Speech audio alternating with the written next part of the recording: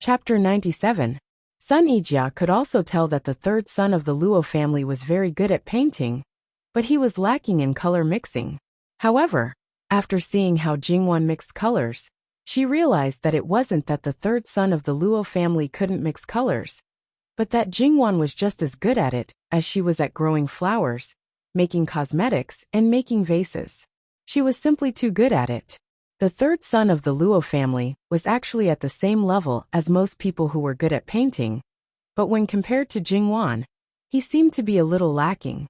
However, the painting method that the third son of the Luo family created had a higher requirement for colors than freehand brushwork. If the colors weren't mixed well, it could ruin a good painting. Sun Ijia moved to Jingwan's side and said, "Jingwan, you can mix 10 to 20 different colors with just one color. And it seems like you can even subdivide it further. Isn't that too amazing? How did you do it? Do you have any techniques?" Not many people can learn this little sister's skill. Even if they know how to mix colors, they can't achieve the same effect as her. Luo Jingbua didn't mind that he was inferior to his little sister in this aspect. "You're painting. If you don't speak, no one will think that you're mute." Jingwan looked up and glared at him. Then, Luo Jingbua obediently shut up and lowered his head to continue painting. Ever since he took advantage of his little sister, Luo Jingbua felt that he had lost his status and confidence. His grandfather warned him every day, and his father also exhorted him from time to time. As the little sister, she climbed over her brother's head and acted like a tyrant. People's hearts really weren't what they used to be. He could be seen shaking his head as he painted while muttering to himself. Sun Ijia covered her mouth and laughed. Jingwan wanted to knock him on the head. When there were other girls around, would it kill him to be serious? He usually looked like a very smart person, but why did he drop the ball at such a crucial time? Didn't he know that it would ruin his image if he played tricks at such a time? Also, don't think that I don't know that you're talking bad about me just because I can't hear you. Sun Ijia saw Jingwan's dark face and obediently covered her mouth to show that she wasn't laughing. Jingwan glared at her again. "Hide the smile that was about to overflow from your eyes, and it would look more like it." Sun Ijia was afraid that Jingwan would really fly into a rage out of humiliation, so she quickly changed the topic back to color mixing. Jingwan naturally wouldn't really get angry. "Luo Jingbua, it's really..." Sun Ijia was silent for a while. "Luo's is right. Luo's right." Sun Ijia was silent for a moment. "It seems that third young master Luo is right.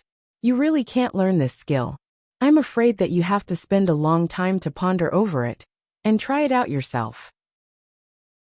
Moreover, you have used so many different raw materials just like this." Sun Ijia picked up a piece of hard block that was like a stone but stuck together piece by piece. The same color block has different colors. That is to say, every time you mix the colors, you may need to change the materials. You can't do it step by step. You really need to be flexible.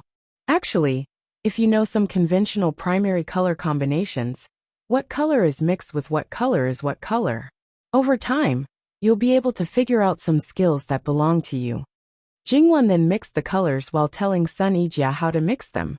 Once there was something to do, time seemed to pass very quickly. Looking at Phoenix's overall color, Luo Jingbua felt that it would not be good for him to stay for too long. Even if he and Sun Ijia did not mind, they would not be able to shut the mouths of the people outside. The words of the masses could melt gold, and the accumulation of words could destroy the bones. Under Mama Gong's reminder, Luo Jingbua could only put down the brush regretfully. "Little sister, I'll leave this painting with you. I'll come back to finish it when I have time. But it seems that I'll need you to help me mix the colors. Just this once. Don't do it again.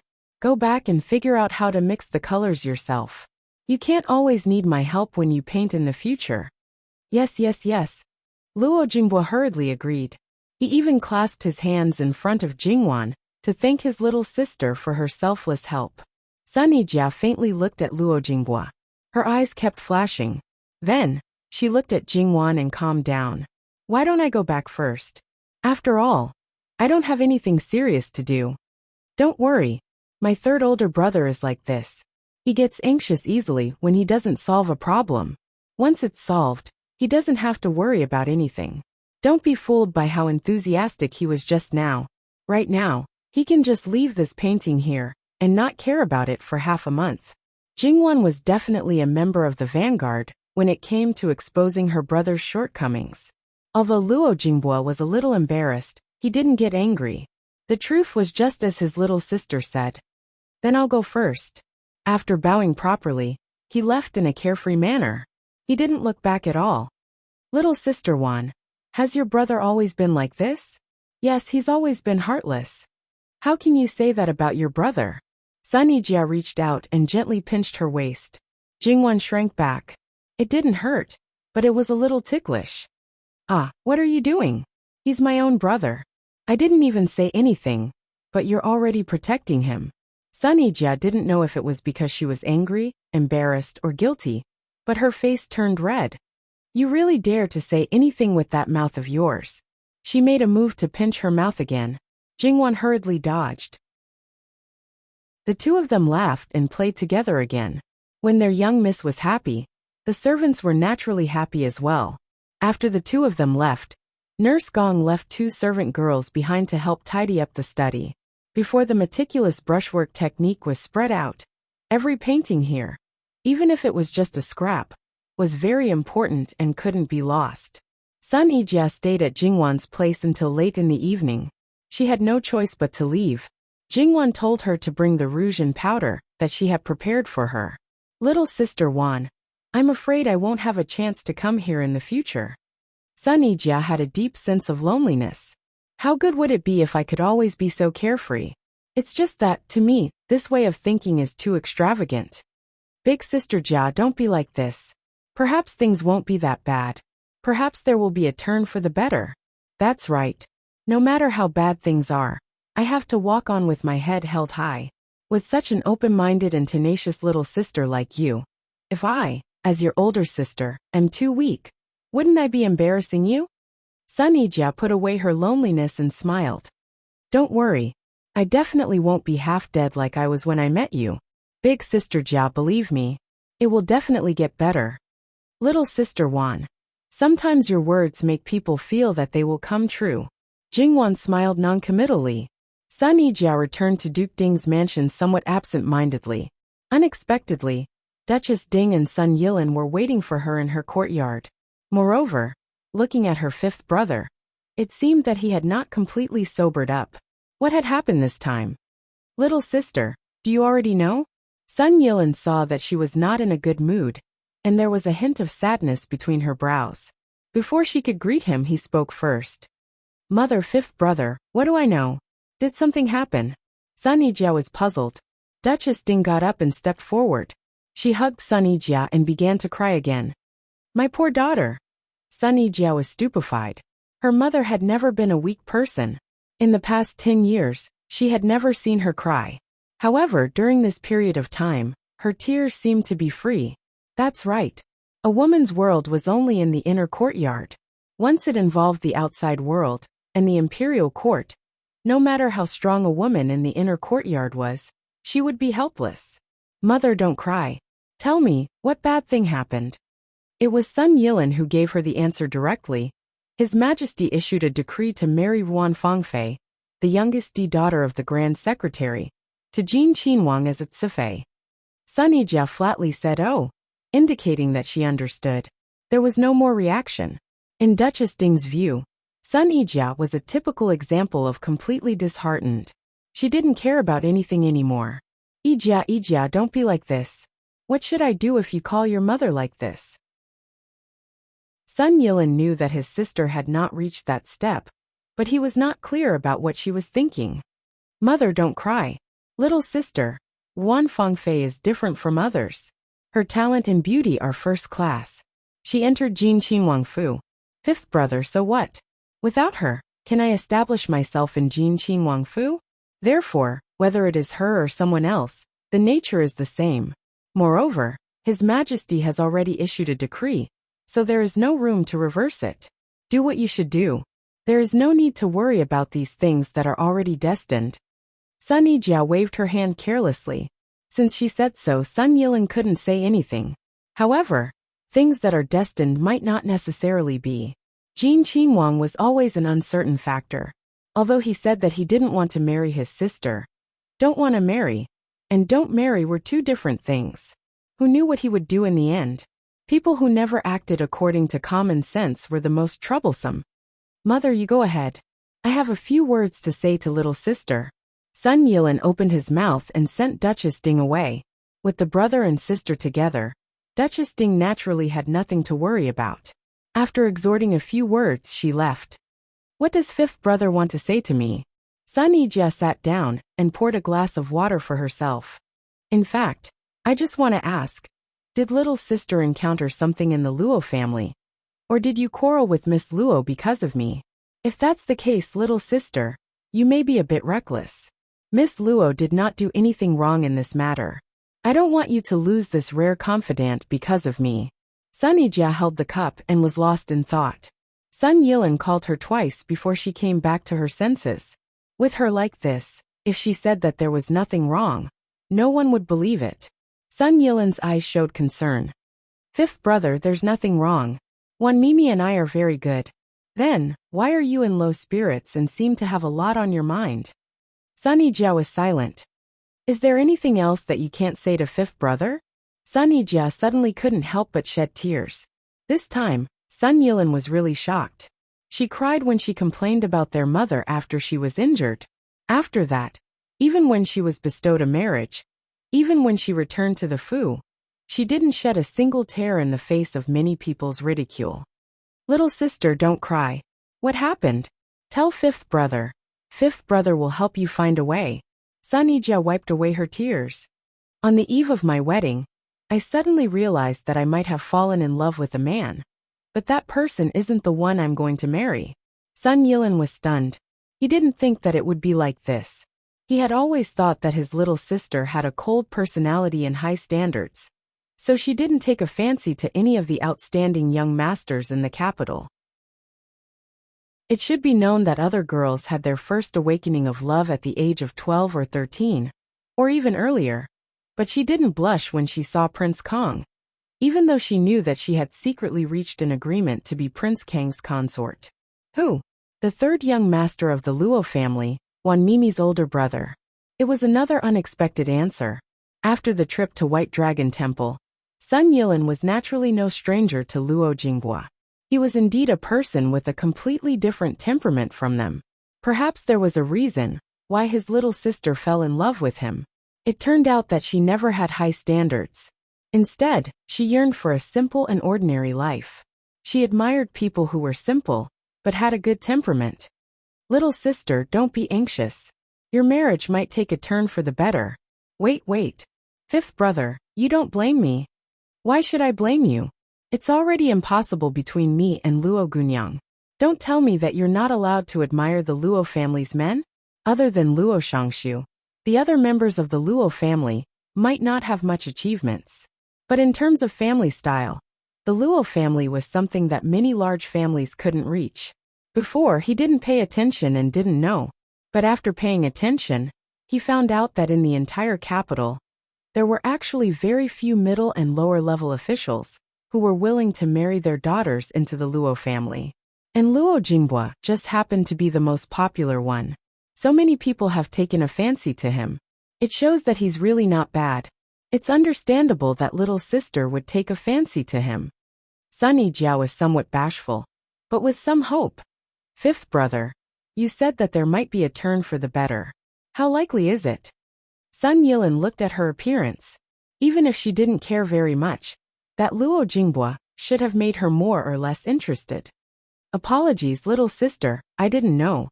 He never thought that there would be a day where he would place all his hopes on Jin Qinhuang. Wan Mimi also said that there might be a turn for the better. Maybe I should believe you guys. Because of this little bit of expectation, Sun Yijia's heartbeat sped up. Sun Yilin's thoughts turned. You saw Luo San Gongzi today? Sun Yijia nodded. He was looking for Wan Mimi today. We just happened to bump into each other. It was hard to say the specifics. After all, it was a painting method that hadn't been circulated yet. Just based on that unfinished painting, one could faintly foresee the sensation it would bring when it was unveiled. Did Luo Gunyang see through your thoughts? I don't know. I felt that I had restrained myself as much as possible. But you know, Wan Mimi is meticulous and clever. It's inevitable that she would see some clues. Fifth brother say if she knew would she be unhappy? I'm a disfigured girl who still has an engagement, and is even about to get married. Yet, I shamelessly took a fancy to her older brother. Sun Ijia wanted to cry again as she spoke. Therefore, it was easy for people to be fragile when it came to matters of the heart. It was either sad or happy, worrying about gains and losses. She won't. You still don't know what kind of person she is? That's right, Wan Mimi is so good, but Xiaomei, go to grandmother's place. She sent someone to find you before. Sun Yilin didn't want to see her like this. His heart was tired, and he was easily affected by her emotions. I know. Not long after Sun Yijia left, Jingwan also found out about everything that happened today from Gong Momo. Sun Yilin got drunk at Untitled Pavilion and acted wildly. Regarding this, Jingwan was silent. The result of the emperor's handling of the love triangle. Sure enough, Jin Qinhuang was Lu Qingdi's treasure. Lu Qingdi issued an edict to bestow Wan Fengfei to Jin Qinhuang as a cifei. Our emperor dislikes the Grand Secretary Darren for being too loyal to him. So he wants to push him out? Jingwan was speechless for a long time before she opened her mouth. In fact, she wanted to say, did water enter Lu Qingdi's brain, or did he have a stroke?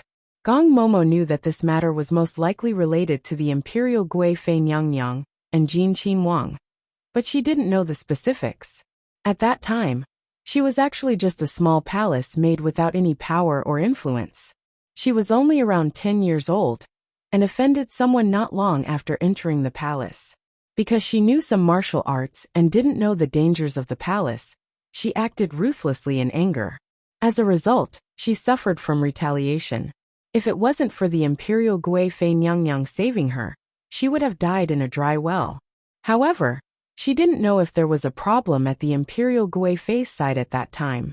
She didn't stay by her Nyang side. Instead, she had an aunt secretly teach her martial arts, teach her all kinds of rules and etiquette, as well as medicine, nourishing the body and so on. She didn't know if it was because she was worried that there wouldn't be enough time and couldn't teach her everything. So she had her memorize some books. It didn't matter if she wasn't literate. Her aunt would read a sentence, and she would read it, letting her memorize it in the future. Fortunately, she had a good memory, and put in 120% of her effort to learn. The last time she saw the imperial Gui Fei Nyang, she had a big belly and smiled especially gently. She patted her head as if she wanted to say something, but in the end, she only said, I hope these things can help you live well in the palace.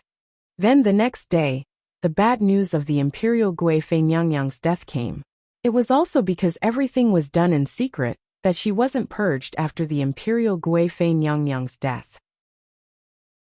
The imperial Gui Fei Nyang might have exhausted her mental and physical strength to protect her. After all, Lu Qingdi couldn't wait to tie her to his waist at all times.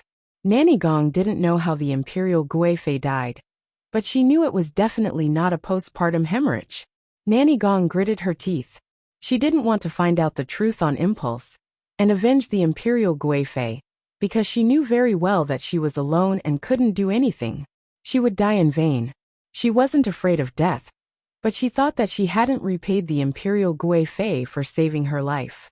At that time, she vaguely understood that the imperial Gui Fei might want her to leave someone for her child. So, she lay dormant in the palace. Although she couldn't find out the mystery of the imperial Gui Fei's death, she knew a lot of dirty things in the harem. Originally, she just wanted to watch the sixth prince in secret. After all, imperial Gui Fei was really good to him. Until one day, the sixth prince suddenly came to her after he was 10 years old. He showed his extraordinary wisdom and frightening means. Only then did she know how terrifying this little master, who looked just a little smarter and more mischievous than other princes, was. However, Nanny Gong wasn't afraid. On the contrary, she was very excited because she had a chance to avenge the imperial Gui Fei. Then, Nanny Gong fell into an abyss of suffering that was countless times more painful than before. Fortunately, she could basically read. Even if the little master threw one book after another at her, she could grit her teeth and finish reading it in the allotted time. Then, she turned it into her own things.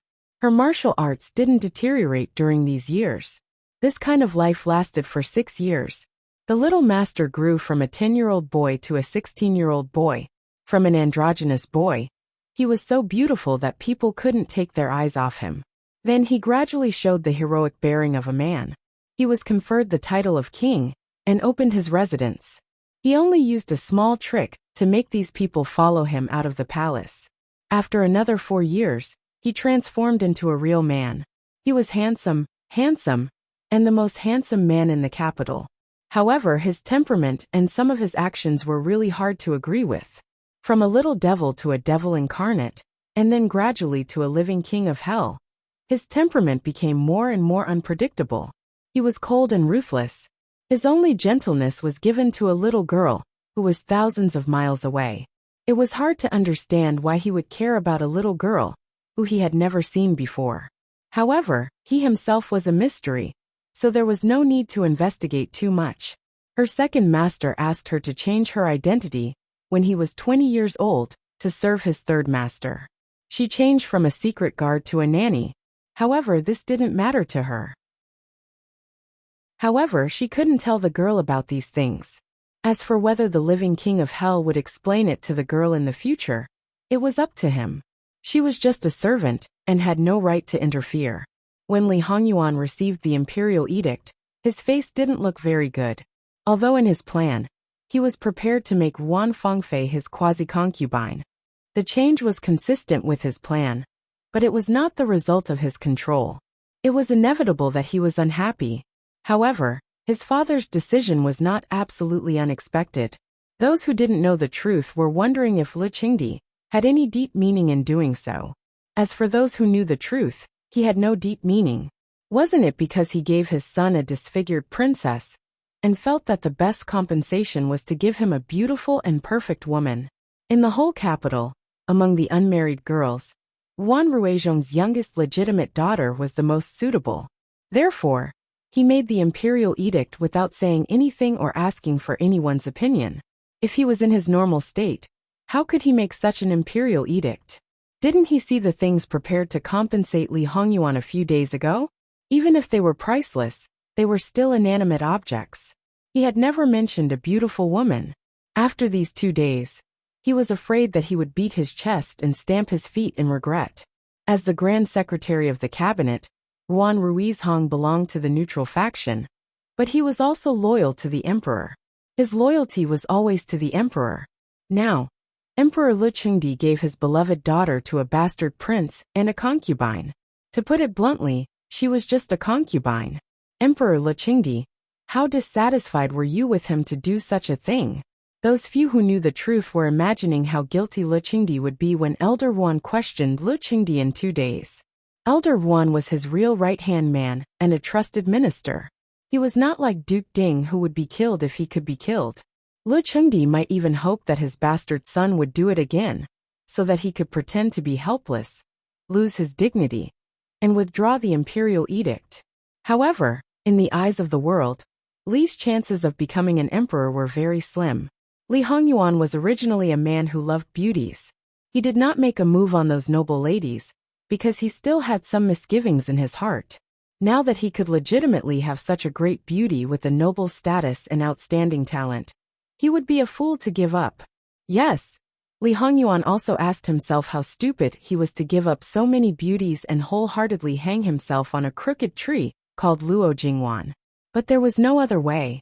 He was too deeply poisoned. Only Luo Jingwan was the antidote. The imperial edict had been thrown to a corner by Li Hongyuan to collect dust. Looking at the message from Luo Manor, Li Hongyuan also wanted to know how Wanwan would react when she admired a man. No, she admired him. She was rational and tenacious. Except for the people closest to her, it was difficult for her to be moved by outsiders. In the previous life, even if she made such a big sacrifice for her husband's family, he wasn't sure whether she liked her husband, because he couldn't see the slightest bit from her words and deeds. Was it because of her principles, or because of some inexplicable persistence? He hoped that she wasn't moved. Although it might be difficult for him to move her heart, He was ready to keep grinding. As for whether she was moved or not, he wouldn't be able to find out the answer. There was no need to continue struggling. Others might not be able to see it, but who was Nurse Gong? She had already faintly sensed her young Mrs. plan. It was even easier to see Sun Yijia's emotions. I originally wanted her to be your sister-in-law. After her face was disfigured, I wanted to find a better one for your older brother. But you've already made your own plans. Li Hongyuan flicked the letter with a doting and helpless smile. This prince will naturally achieve what you want. Remember to properly compensate this prince in the future. However, you want this prince to break off the engagement with Sun Yijia. But you want her to be your sister-in-law. Do you think that this prince is inferior to your older brother? This prince will remember this debt. Will slowly settle it in the future. As for Sun Yijia's wishes, what was that? Since the prospective secondary consort was already in place, then the prospective Wangfei could naturally be dealt with ahead of time. Reading to the end, he knew that Luo Jingbu's famous painting was about to be born. However, he didn't expect that this painting also had a huge contribution from Wan Wan. His brother-in-law had taken advantage of his wife again. In the future, if he didn't capture him and make him a slave, Li Hongyuan would write his name backwards. Master, the things that Imperial Consort Nyang sent people to deliver have already been packed. Look, that table of food. It's your reward. Li Hongyuan expressionlessly waved his hand. Yes. Today was the death anniversary of the Imperial Consort, so naturally, it was also Li Hongyuan's birthday. However, from his birth until now, he had never celebrated his birthday, because it would anger Lu Qingdi. When Li Hongyuan was young, he didn't know anything. He watched other people celebrate their birthdays happily, received gifts, and also made a fuss about celebrating his birthday. He was beaten by Lu Qingdi more than once. Later, he learned to remain silent on this day every year. Even when Lu Qingdi wanted to celebrate his birthday, he refused. Thus, over time, everyone thought that he didn't want to celebrate his birthday because of his biological mother. Gradually, except for a few people, almost everyone, including Lu Qingdi, forgot his birthday. Lu Qingdi would always only remember the death anniversary of the Imperial Consort. Only Imperial Consort Su would personally make a bowl of longevity noodles for him every year, and then prepare a table of noodles for him that he liked. It wasn't that she wasn't moved, but after some things were exposed, her true feelings were more like a joke. In Li Hongyuan's previous life, the best birthday gift was a set of clothes made for him by Jingwan. It was also during the period when she saved his life to recuperate. She used the best cloth available, and suddenly sent it to him when he didn't notice. There was no complicated embroidery. It was just cut and made into clothes. She was calm. She didn't know how to embroider, but the stitching of that set of clothes was done very well, and it unexpectedly fit him well. Then, Jingwan used all the edible wild vegetables and game she could find to make a table of noodles that was said to be sumptuous under the circumstances at that time. Of course, it was far inferior to the cooking skills of the chef. Some of it could be said that it was barely edible. However, Li Hongyuan almost cleaned up the table of dishes. In this life, Li Hongyuan actually knew that Wan Wan was really not good at cooking and needlework. Master, this is sent by the female protector. Eunuch Mu presented a small box to Li Hongyuan. Li Hongyuan knew that Nurse Gong was very dissatisfied with his behavior, especially after Wan Wan came to the capital. When she was his subordinate before, even if she was dissatisfied, she would not show it. Now, she was almost directly fighting with him. It was really strange that she would send something to him today. Li Hongyuan took it and opened it casually. There was a letter on it, and there seemed to be something like a brocade handkerchief under it. After unfolding the letter and reading it, Li Hongyuan's face changed immediately. He closed the box fiercely and looked at Eunuch Mu coldly. Get out! Eunuch Mu hurriedly left, thinking, what did the female protector give to the master that made him want to kill me? Li Hongyuan threw the letter aside and burned it. He opened the box, and then unfolded the thing inside with both hands. This was a belly band. It was said that Jingwan personally made the belly band for herself. It was the only clothes she made for herself, and the only finished needlework she made. Li Hongyuan stared at the white undergarment with a serious face. He did not doubt that it was made by Jingwan at all. He was very familiar with the stitches on the edge. Just by looking at this, people who did not know would think that she was an expert in this field. But looking at the pattern inside, although it was not too terrible to look at, it was not much better. This should be a kitten playing with an embroidered ball, right? Li Hongyuan was not too sure. After all, the kitten's outline was only roughly embroidered, and it was a little crooked. As for the embroidered ball, it was better not to talk about it. Li Hongyuan put the undergarment in his arms and went back to the bedroom. Except that his pace was a little fast, Eunuch Mu did not see anything strange. Needless to say, a certain king of hell liked this gift very much, and he almost turned into a beast. If Nanny Gong's purpose was to think that he was not angry enough and wanted to use this undergarment to stimulate him, then Nanny Gong's purpose had been achieved, and it was seriously overdone. Not to mention how Lu Qingdi almost pulled out his beard and hair these days. He even secretly asked people to invite Li Hongyuan to the palace. Yes, it was an invitation, but this bastard did not give him any face. In the end, Elder Wan was reasonable and said that the emperor's order could not be disobeyed, and the emperor's power could not be swept away. The emperor was the emperor. For the officials, thunder and rain were the emperor's grace. It was the blessing of the emperor to give his daughter a marriage. Lu Qingdi's heart was as carefree as drinking a bowl of iced soup on a hot summer day. Such a good official must be rewarded. He also said that on the day Wan Fengfei married into the Jin mansion, except that she was not popular, the rest of the treatment was the same as the princess who married into the Jin mansion. This was to raise the value of Wan Fengfei, and it was also to slap the face of Ding General Manor. Naturally, some families were happy, and some were sad. For this matter, Wan Ruizhong had no opinion at all. Li Hongyuan did not believe it. In the end, the reason why he could accept this matter without being angry was that he was persuaded by Wan Fengfei, except for being loyal to the emperor. The reason was nothing more than that. In addition, Wan Ruizhong loved Wan Fengfei very much. He knew that she had feelings for Li Hongyuan.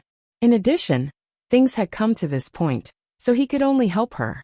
And he was very clear that if he really had a tough attitude and opposed this marriage, it would definitely not be Lu Qingdi, who compromised in the end. If he really annoyed Lu Qingdi, he would definitely not be able to bear the consequences. As a minister, no matter where you climb, unless your power could overpower the emperor or even overturn a dynasty, you should always remember one thing. The emperor is the emperor, and the minister is the minister. If you really dared to accept all the benefits given by the superior, and became arrogant because of the favor, then you were not far from death. Wan Ruizhong was able to climb to today's position and stay out of the treacherous vortex of fighting for the throne. Was it really just because of his super ability and skill, and did not have the slightest intention of flattering and currying favor? As for the article submitted by Sun Yijia, Lu Qingdi seemed to directly suppress it. He did not reprimand Sun Yijia, nor did he attach more importance to him. It was like before, as if nothing had happened. Because there was no such thing in the previous life, Li Hongyuan did not know if there would be a follow-up. But whether there was or not, it had nothing to do with him. If it involved Chen Jingmin, and then Wan, he would find a way to clean up the mess. Therefore, there was no need to care about it for the time being, and he just needed to wait quietly. Great Elder Princess was the biological sister of Lu Qingdi, and she had a good relationship with Lu Qingdi. After Lu Qingdi ascended the throne, he conferred her the title of Great Elder Princess. What was rare was that she was very noble and had a good temperament. In addition, her husband was the son of an aristocratic family with outstanding talent, character, and appearance. Compared with others, he was more indulgent and free and unrestrained. What was more, he took the initiative to marry Great Elder Princess. After marriage, they were deeply in love with each other. The only thing that made her unhappy was that her husband had a cousin who was his childhood sweetheart and had lost her parents at a young age. It was obvious what the result would be in such a situation. She did not want to be estranged from her husband, So even if she was a princess, she had to be virtuous and generous. Such a person, even if she did not have power, many people wanted to draw her to their side. Unfortunately, for so many years, Great Elder Princess's mansion had always been neutral. She did not take sides with any side, and lived her own life leisurely. Because her husband did not like it, the mansion rarely invited guests. Most of the guests who visited the mansion were the relatives of the royal family, and her husband's relatives. Great Elder Princess's birthday was such a rare opportunity to curry favor with her. So few people would miss it. Even those who did not want to curry favor with her would not be absent for no reason, because of His Majesty. After all, as long as there were guests at Great Elder Princess's birthday banquet, Lu Qingdi would definitely reward them, who dared not to give face to His Majesty. Therefore, this banquet was definitely one of the most lively banquets in the capital city. It would gather all kinds of people, including those who were neutral. The period before the banquet naturally belonged to the regular flower appreciation banquet, which was for the girls to compete with each other and show off their talents. It was for the young masters to compete with each other, whether in order to attract girls or to attract the attention of a certain lord. It was for the ladies to make friends with each other, and if they had children of the right age, they could look at each other. It was for the lords to suppress their opponents and win over their allies. These things were carried out so blatantly. As the birthday girl, Great Elder Princess happily received the congratulatory gifts from everyone, listened to all kinds of free flattery, looked at the gorgeously dressed girls, and praised the handsome boys of each family. Anyway, she did not have any children of the right age, so she did not have to worry about them at all. No matter whether they were immortals or demons, if something happened, they would not be blamed on her. The reason was that there were too many people today, and the mansion of Great Elder Princess was not staffed enough. She simply borrowed people from the Ministry of Internal Affairs to help her. Her people did not care about anything except greeting the guests, taking what the guests needed, and leading the way.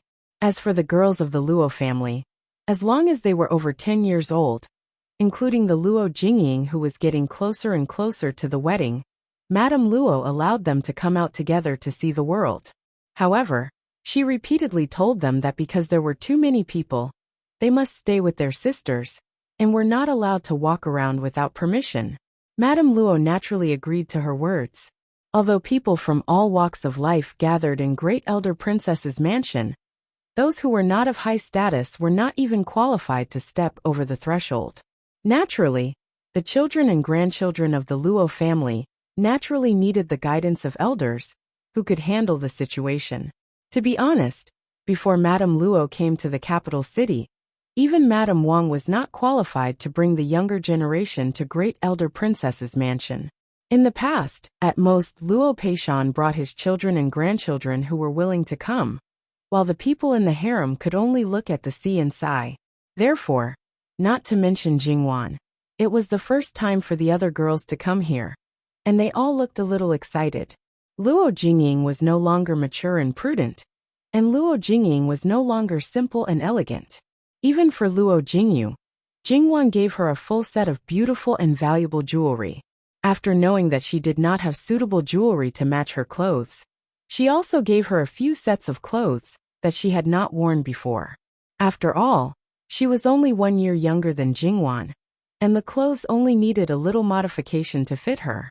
In fact, after Concubine Ji's modification, the effect of the clothes was very good. Even Luo Jingyu, who was used to being silent, felt that she was just a quiet and shy little beauty. Needless to say, Jingwan never had to worry about these aspects. She knew how to dress on what occasion. There was also the daughter of a concubine of the first branch, who ranked 6th, and the daughter of a legal wife of the 4th branch, who ranked 7th. These two little girls were both 10 years old. Unlike their sisters, they still had their hair in buns and looked delicate and lively.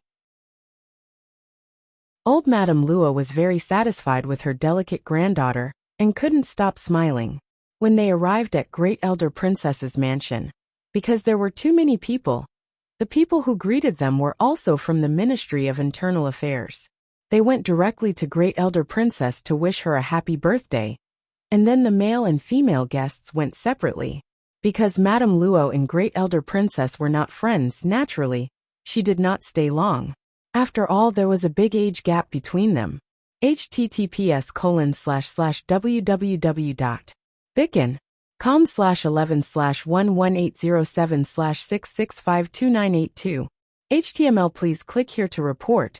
Registration is not required. We will deal with it as soon as possible. After reporting, please wait patiently and refresh the page. Please remember the domain name of this book: www.bicken.com. Bicken.com mobile edition website: bicken.com. Chapter 98. There were too many girls today, and there were countless of them who were of noble status. There were the daughters and granddaughters of important officials in the court, the young ladies of the Duke's manors, Marquis manors, and a bunch of princesses and infanta. Some people who originally thought that they would definitely stand out today realized that their previous thoughts were completely wrong after entering the 100-flower mound. Although the clothes they wore were not ordinary and ordinary people couldn't afford or even see them, the moonlight silk, peacock silk, and mermaid gauze were also untouchable. It was like the flowing moonlight, like the peacock's feathers, like the ripples of water, and even a gold-threaded robe. In short, the material they had only heard of occasionally looked beautiful. If they could touch it, it must be soft and smooth. Even if they pinched it in the palm of their hand, it wouldn't wrinkle. Not to mention the headwear and accessories on the body, which were made by the best craftsmen in the world, were unique and beautiful. They could be as thin as cicadas' wings or like real flowers. If one was complacent because of a string of pearls with a full and uniform color, then one would only want to hide the things in one's hands when one saw the large gems of different colors, the pearls of the East and the pearls of the South that were comparable to the best silk, and even the jade that was used to press the skirt were worth thousands of gold. Luo Jingying, who had always thought highly of herself, didn't know that she was actually ordinary until she entered the banquet of the highest standards. She was so ordinary that she couldn't enter anyone's eyes. How could she be the champion in the backyard of Prince Rui's mansion in the future? She might as well dream about it. Luo Jingying, who was deeply shocked, was even a little dazed. She inadvertently glanced at Jingwan's face, which was more radiant than the people around her without any makeup. Yes, that's right. Those people are just using their clothes to set me off. As long as I can win Prince Rui's favor, I don't need to worry about not having these clothes or accessories. I don't need to be envious or jealous. The most important thing now is to make myself better. Smooth and delicate skin, straight and graceful figure, confident and dignified temperament. Not to mention Luo Jingying. Even the other girls of the Luo family subconsciously imitated Jingwan's bearing. When Luo Jingying realized what she had done, her face was a little pale. What was there to learn from this bitch Luo Jingwan? Her posture was not graceful. That temperament. Luo Jingying only felt more and more suffocated, and her heart grew more and more jealous. She secretly touched her own hands and felt that they were a little rough. This B***TCH had raised herself to be so tender and tender. She obviously had good things, but she would rather give them to outsiders and pretend to be a good person than share them with her sisters. Not even a little bit. Such a selfish B***TCH, who didn't care about sisterhood. Yet someone still treated her like a treasure. Let's wait and see how you all will be humble in front of me in the future. Luo Jingying stared at Jingwan. The more she looked, the more irritated she felt. Jingwan was already engaged, but she was still dressed like a fox. Who was she trying to seduce? She was really shameless. Luo Jingyu glanced at Luo Jingying. Her resentment was almost tangible, but she still imitated her sister's posture and didn't relax at all. Suddenly she pulled Jingwan. Sister, that hand cream is really good. It's only been 2 days, and my hands don't feel dry and uncomfortable anymore. Yes, mine too. Sixth young lady stretched out her small hand in front of Jingwan. It's fine as long as you think it's good. When you're done using it, you can come to me for more. You're still young and don't need to use rouge or powder. But it's not a problem to nourish your skin. I'm making a cream to use on your body, but it'll take a few days. I'll send it to you then. Or you can come and get it. We'll get it ourselves. Third sister, if we use it, will we become as smooth as you? Sixth young lady grabbed Jingwan's hand and touched it enviously. Although it won't be as good as third sister's, it'll still be better than others. Look at mine. Seventh young lady stretched out her hand in front of sixth young lady. She was a little proud when she saw that her younger cousin's hand was much fairer than hers. Sixth young lady pouted. Isn't it because you were with third sister in Qian Manor? You used it a long time ago. Jingwan laughed in spite of herself and patted sixth young lady's head. In the future, you can also be like little seven. Sixth young lady nodded and looked at Jingwan with a smile. Luo Jingying's face darkened even more. She glanced at Luo Jingxiang, who seemed to be intentionally or unintentionally touching the back of her hand. Her smile was shallow, but she was really happy. It felt like all her sisters had it, but she didn't. She almost ground her teeth to pieces. Third sister, it's not good to be so biased. How can everyone have it? But I, your younger sister, don't have it. I think third sister was too busy and forgot. Yours? I didn't forget. However, I thought you didn't care about my things. Didn't fourth sister throw away the gifts I brought for you from Qian Manor? I think you have better things, so I won't bother. Jingwan said indifferently. Those things were just for show. Why should she care about them? However, these things that could make her more beautiful were different. Luo Jingying secretly hated that incompetent servant girl. She wanted her to throw something away, but she was found out. Third sister, did you misunderstand something? Your younger sister didn't. Jingwan directly turned her head and didn't want to bother with her anymore. Luo Jingying, who didn't even finish her sentence. Not far behind Jingwan, Madame Luo saw Jingwan's appearance and couldn't help but nod. As expected, this granddaughter of hers could be brought out in any situation. She wasn't the prettiest, nor was she the one who wore the most extravagant clothes.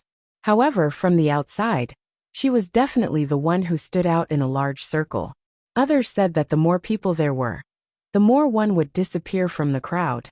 However, for some people, the more people there were, the greater the contrast. Her advantages were even more prominent, and she was even more outstanding than usual. Naturally, it wasn't just one or two people who noticed this. Especially those madams. They couldn't help but ask softly which family this young lady came from. Her bearing and self-restraint were even better than those princesses and commandery princesses. Of course, this might be an illusion. It was because the princesses and commandery princesses gathered together. Without comparison, it made the whole group seem more ordinary. In reality, this wasn't an illusion. Someone who was standing in the pavilion on the highest rockery not far away, and could see the whole scene told you that even if he ignored his own thoughts, his Wan was still the most dazzling among all the young ladies. His so-called younger sisters and cousins, even if their etiquette wasn't bad, and their bearing wasn't weak since childhood, were still immature compared to Wan. It wasn't that Jingwan appeared more mature, but that she was the most perfect combination with herself.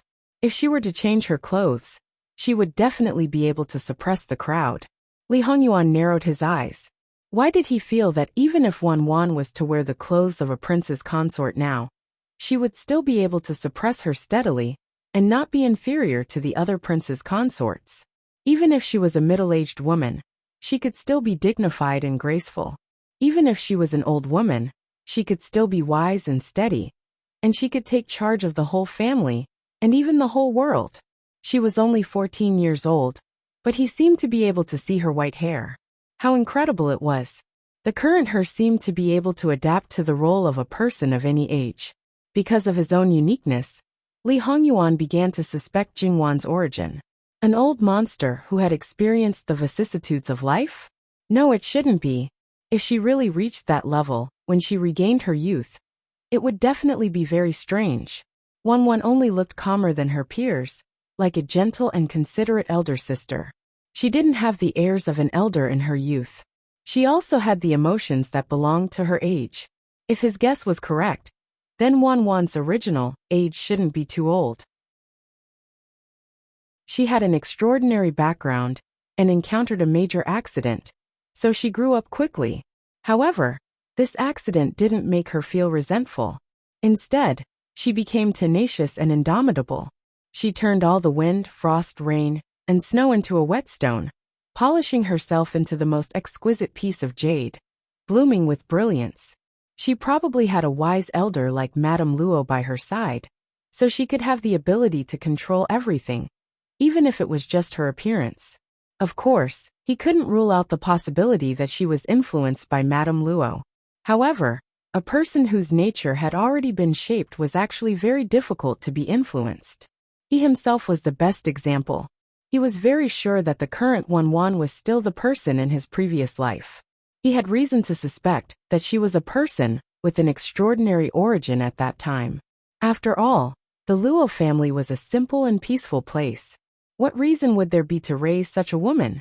In addition, in this life, he had already learned about Wanwan's life. When she was young, she was quiet, well-behaved, and precocious. Many times, she didn't seem like a child.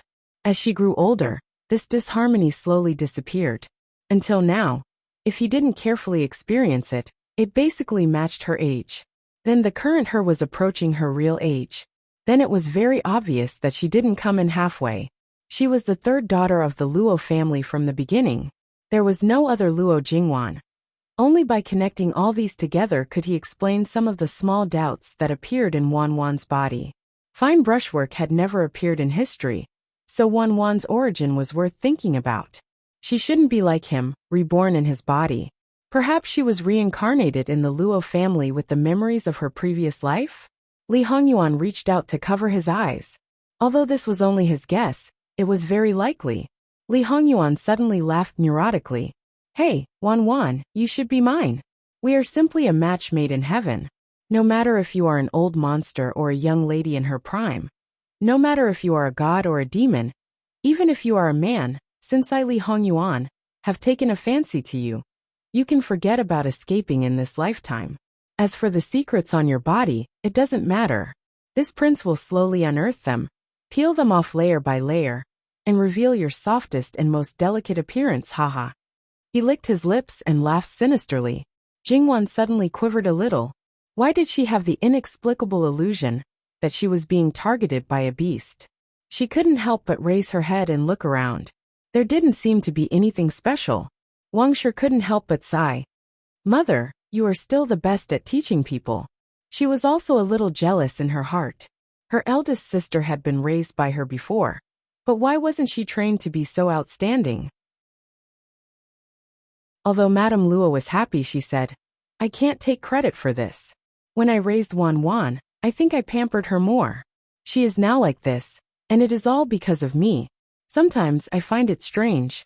How could people like her parents give birth to someone whose personality is completely different from theirs? But this is very good. Those two are not the same. Although Madame Luo liked her second son, sometimes she also disliked him very much. The third girl is just like you and father. Although these words were flattery, Madame Luo was happy to hear them.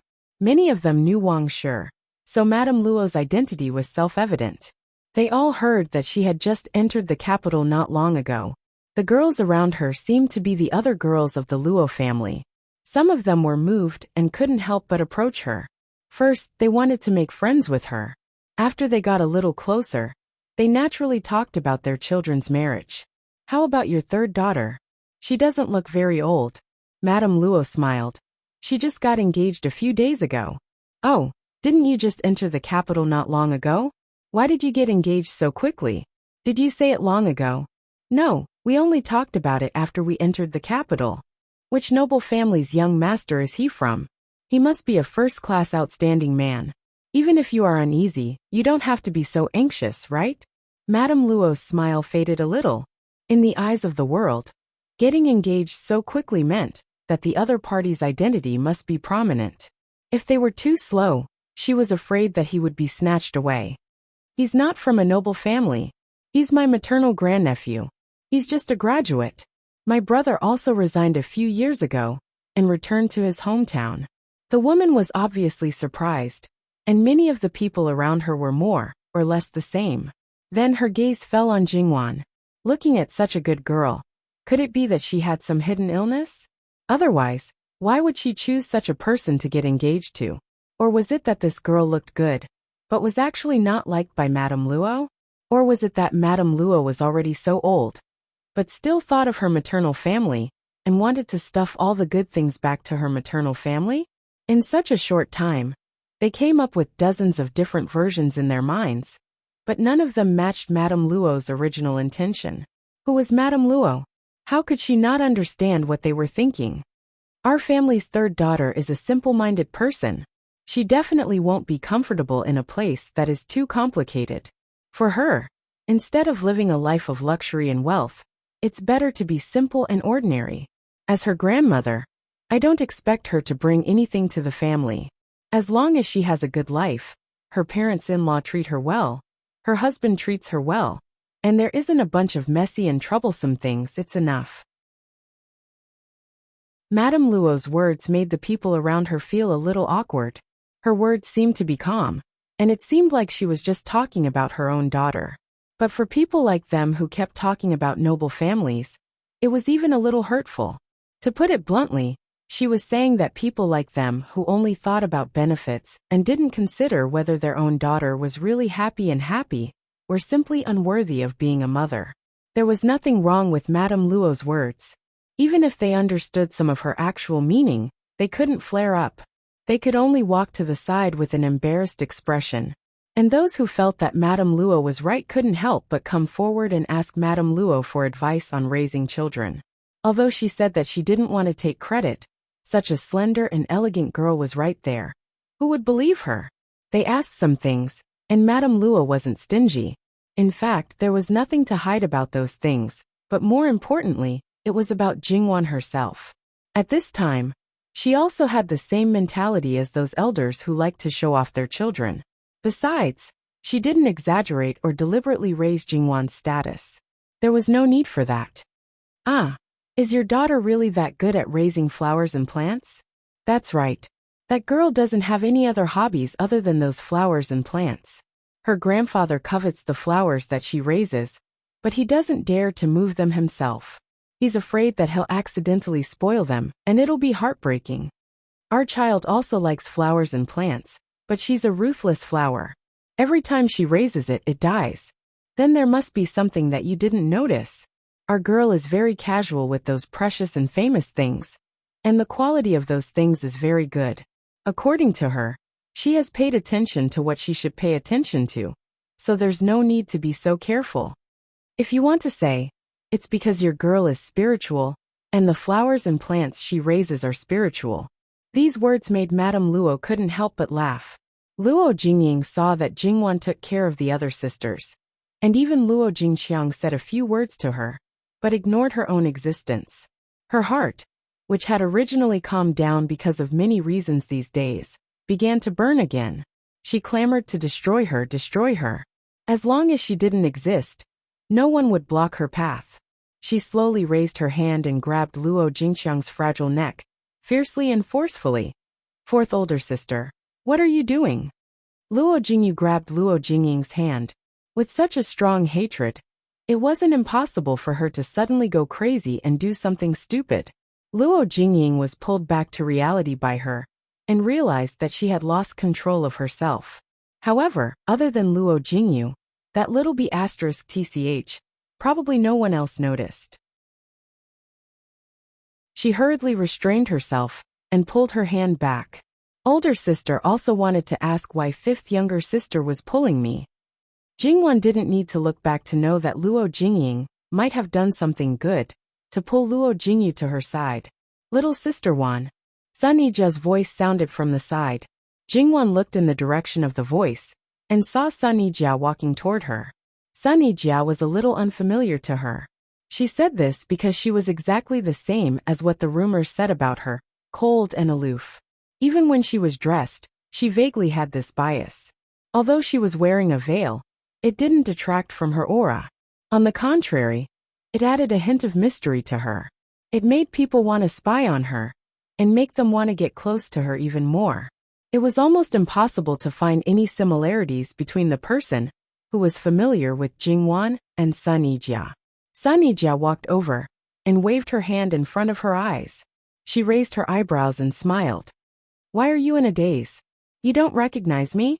Jingwan laughed. I was mesmerized by older sister Jia's elegance and couldn't control myself for a moment. Sweet talker. Sun Yijia reached out and tapped her forehead. Jingwan naturally took her arm. Seeing that more and more people were looking at them, Jingwan understood the reason. Older sister Jia, let's sit over there. Sure. Sun Yijia's expression was calm and composed. Because of Madame Luo's order, the other sisters, except for Luo Jingying, all followed her. Although the sisters of the Luo family were the eldest sisters of Luo Jingxiang, they all did things with Jingwan as the center. Luo Jingying naturally didn't want to suffer by her side. Besides, how could she carry out her plan if she stayed with her? Third sister, I won't go with you. I'll talk to other sisters nearby. I won't go far. It's up to you. It would be strange if she could really stay quietly until she left Great Elder Princess's mansion. Her grandmother had told her in private before that if she wanted to do something, she didn't need to stop her. She would send someone to watch her and make sure that she didn't do anything stupid. Seeing that Jingwan didn't even look back, Luo Jingying thought, she's just a disfigured girl, and everyone keeps away from her. Why are you still so enthusiastic? Who are you pretending for? I wanted to wait a little longer and make a more detailed plan, but since Luo Jingwan is so ruthless, you can't blame me. Luo Jingying touched her face. She was eager to become more beautiful. With her delicate skin, which man wouldn't love her? Her mother had told her that she had to plan before she acted. She had to keep her hands clean. However, she could not wait any longer. She had been trapped at home all this time and had no time to come out to do anything. Moreover, she had been forced by that B***tch Luo Jingwan. Moreover, once his father succeeded, even if he did something, even if he was found out, that old woman would not lock him up. Luo Jingying chuckled in a low voice. When she looked up again, her smile was extraordinarily bright. Luo Jingying thought that she didn't do anything and naturally wouldn't attract others' attention.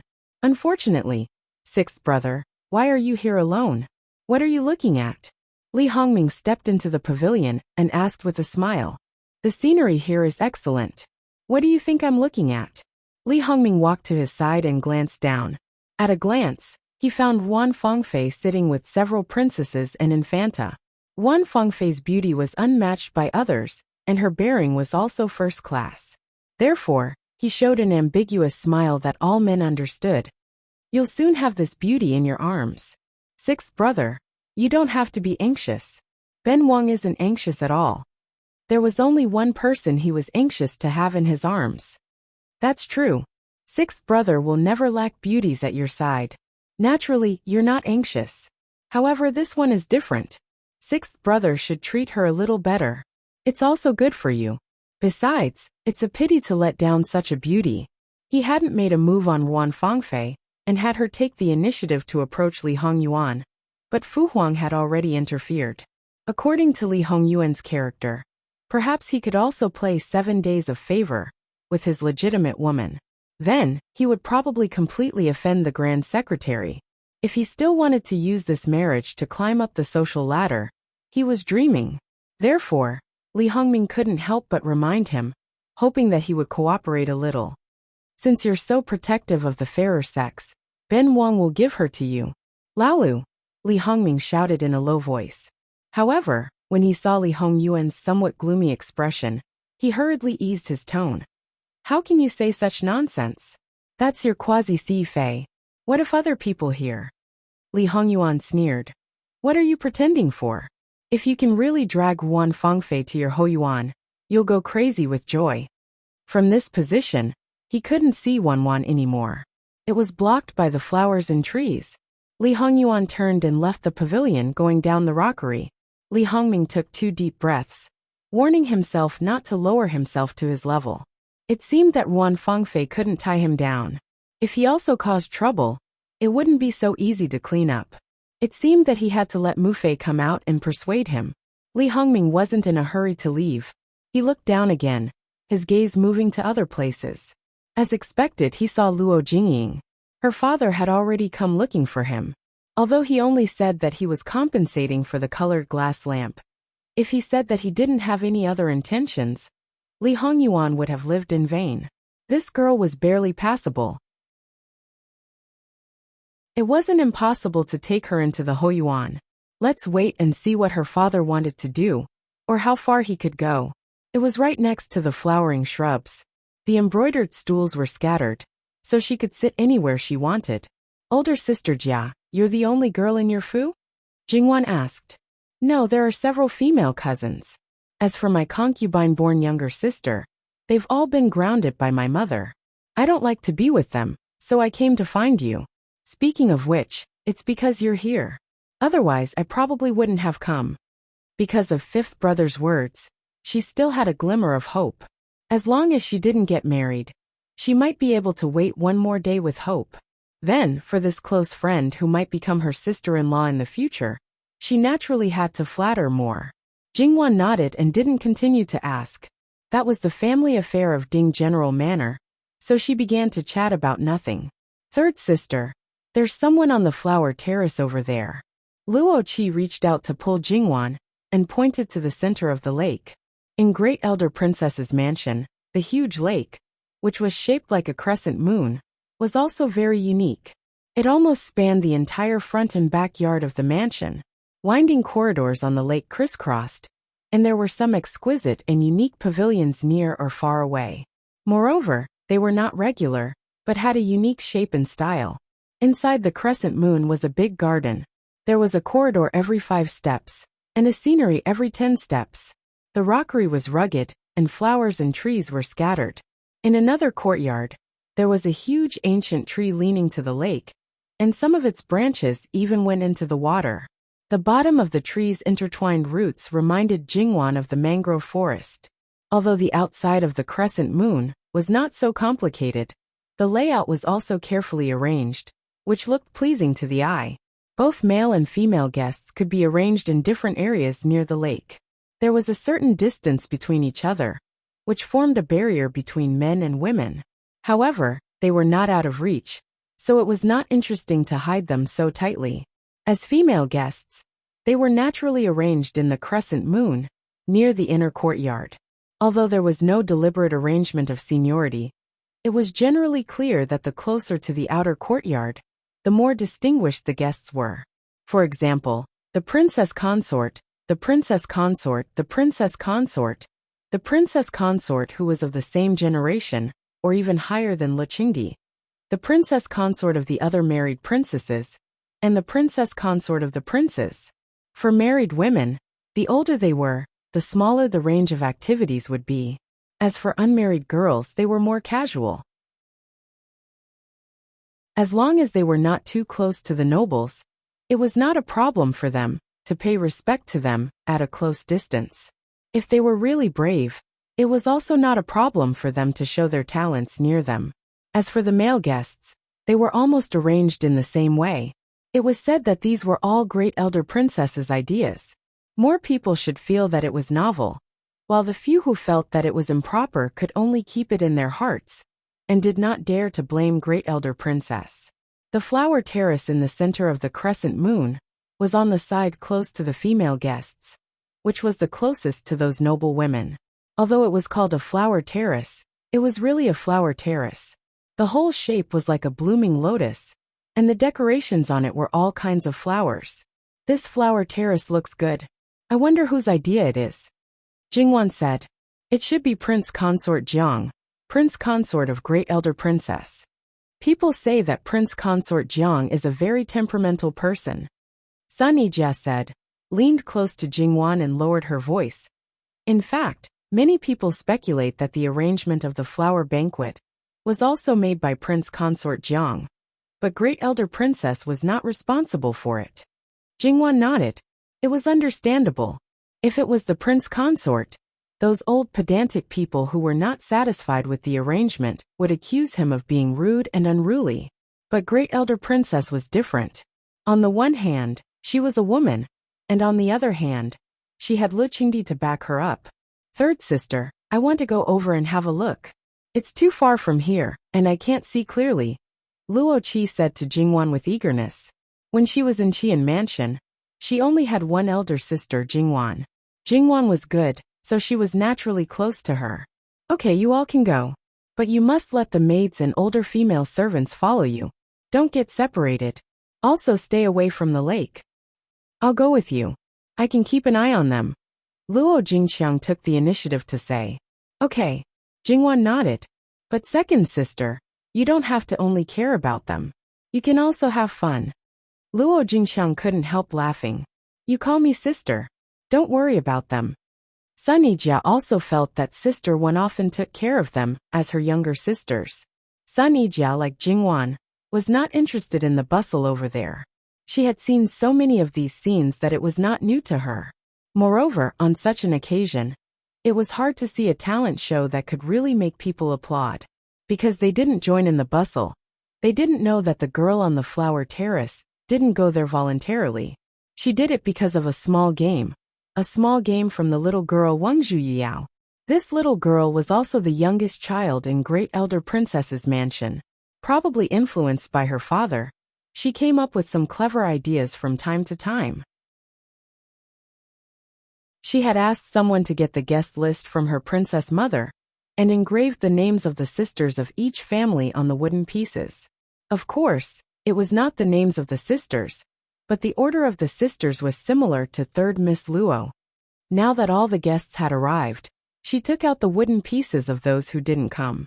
There was a group of capable people around her, so she didn't have to worry about small mistakes, such as the names of married women on the list. The small game could start. She prepared a small purse in advance and stuffed many small notes such as zither, chess, book, painting, song, dance, music into it. Music referred to any musical instrument other than the zither. She let those nobles draw the wooden pieces, and those who were drawn would draw the purse and perform whatever was in it. If the performance was good, they would be rewarded by the nobles. If the performance was bad, or if they didn't know how to perform, they would be punished. The content of the punishment was also in the little Sunny Egg's purse.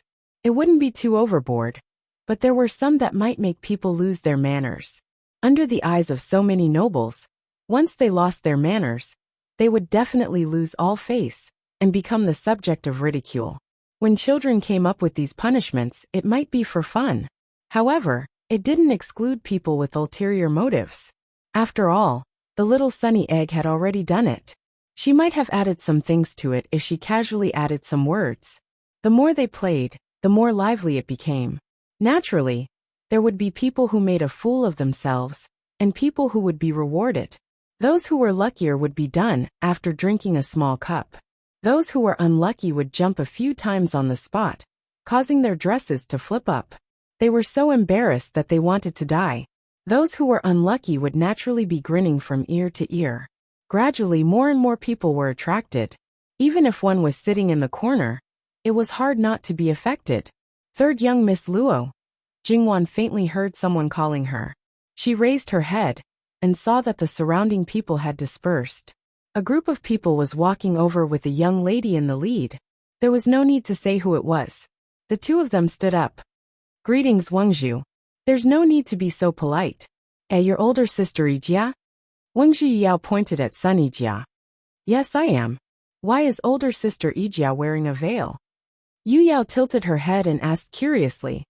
Because my face was injured. I was worried that someone would come down, so I covered it up.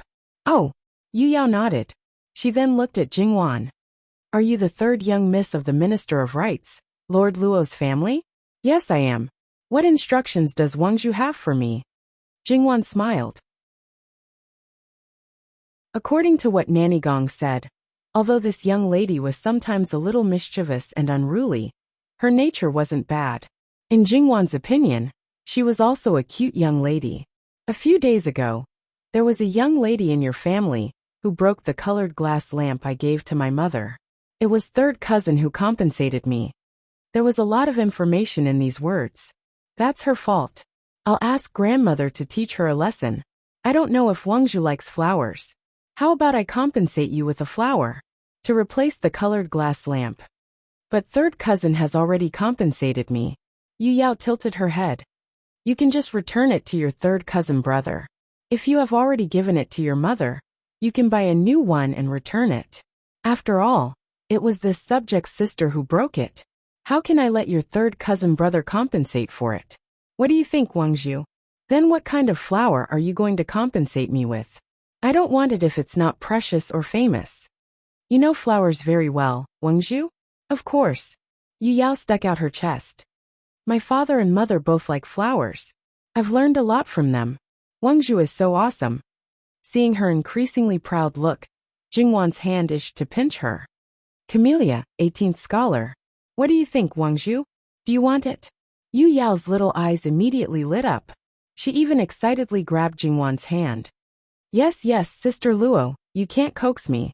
She was also a shrew. I won't coax you. When I go back, I'll ask someone to send the flowers to you. Although not everyone knew about the 18th scholar, the nanny behind old master Yu Yao was very clear about it. She looked Jingwan up and down with inquiring eyes. If Jingwan wanted to curry favor with great elder princess in this way, it was too blatant. Besides, Jingwan's attitude was too casual and natural, as if she was talking about flowers and plants that could be seen everywhere, instead of a rare treasure that was worth tens of thousands of gold. Jingwan did notice it, but she didn't say anything and just let her look at her. So Wangzhu, do you come to me to play a game? Ah, right, I forgot all about it. Sister Luo, take a pouch. Yu Yao let the maid behind her carry a tray. Wangzhu, before I take it, can I ask what's inside? If I get something I don't know, it will be terrible. I'm really a little scared. Jingwan patted her chest pretentiously. Yu Yao giggled. Sister Luo, don't be afraid. It doesn't matter if you don't know how to play it. I'm here. I won't let anyone punish you. Then this subject's daughter can rest assured. Jingwan smiled as she casually took out a pouch and handed it to another servant girl. By the way, Wangzhu, who picked me? It's such an honor.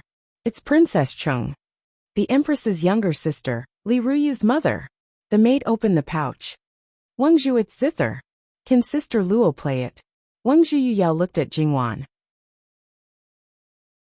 The Luo family's fourth daughter is good at zither, but I heard that her third sister is even better. Jingwan glanced at the source of the voice. She didn't need to know who it was. This matter must have something to do with Luo Jingying. Well, I'll have someone prepare the zither. Sister Luo, let's go. Wangzhu, please go first. I'll be there in a moment. Okay, Sister Luo, hurry up. When Wangzhu Yu Yao left, some of the surrounding girls wanted to see what she was going to do. Playing the zither, she could just play it directly. Third girl, Madame Luo, who had watched the whole process, walked in with a cold face. Jingwan smiled. Grandmother, granddaughter hasn't played the zither for a long time. I don't know if I'll be out of tune. If I lose face, you can't scold me. Madame Luo's heart ached. This child was like this. She could find a way to solve any problem, and never let others worry about her. But sometimes she had to suffer, which was not as good as now. Mama Gong, hurry up and use a cloth to wrap third girl's fingers. Mama Gong didn't know that her young lady could play the zither, but now was not the time to think or ask. With her young lady's delicate hands, playing a song would definitely injure her fingers. She didn't have time to find a cloth. Without another word, she directly tore off the bottom of her clothes and pulled out some thread from the edge. She quickly wrapped Jingwan's fingers with the thread and tied them up. Jingwan looked at the cloth.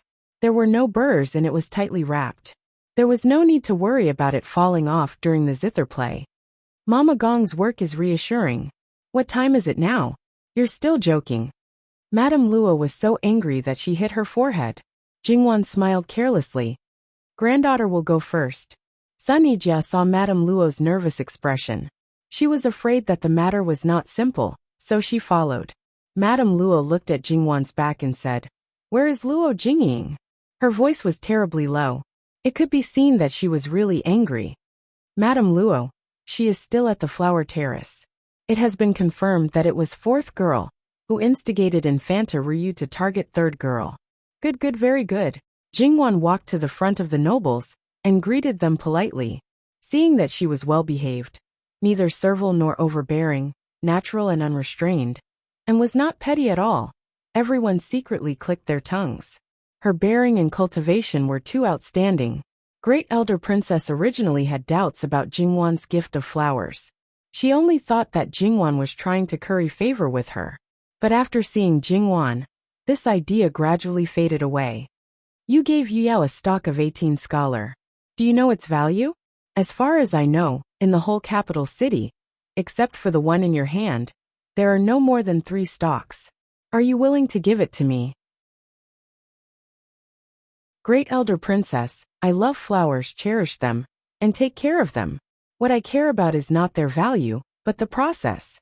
Watching them grow little by little and blossom into beautiful flowers makes me feel happy both physically and mentally. That's enough.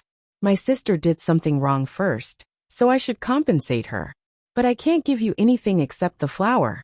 Wangzhu happens to like it, so it's the best of both worlds. I believe that the stock of 18 scholar will be well taken care of in your mansion.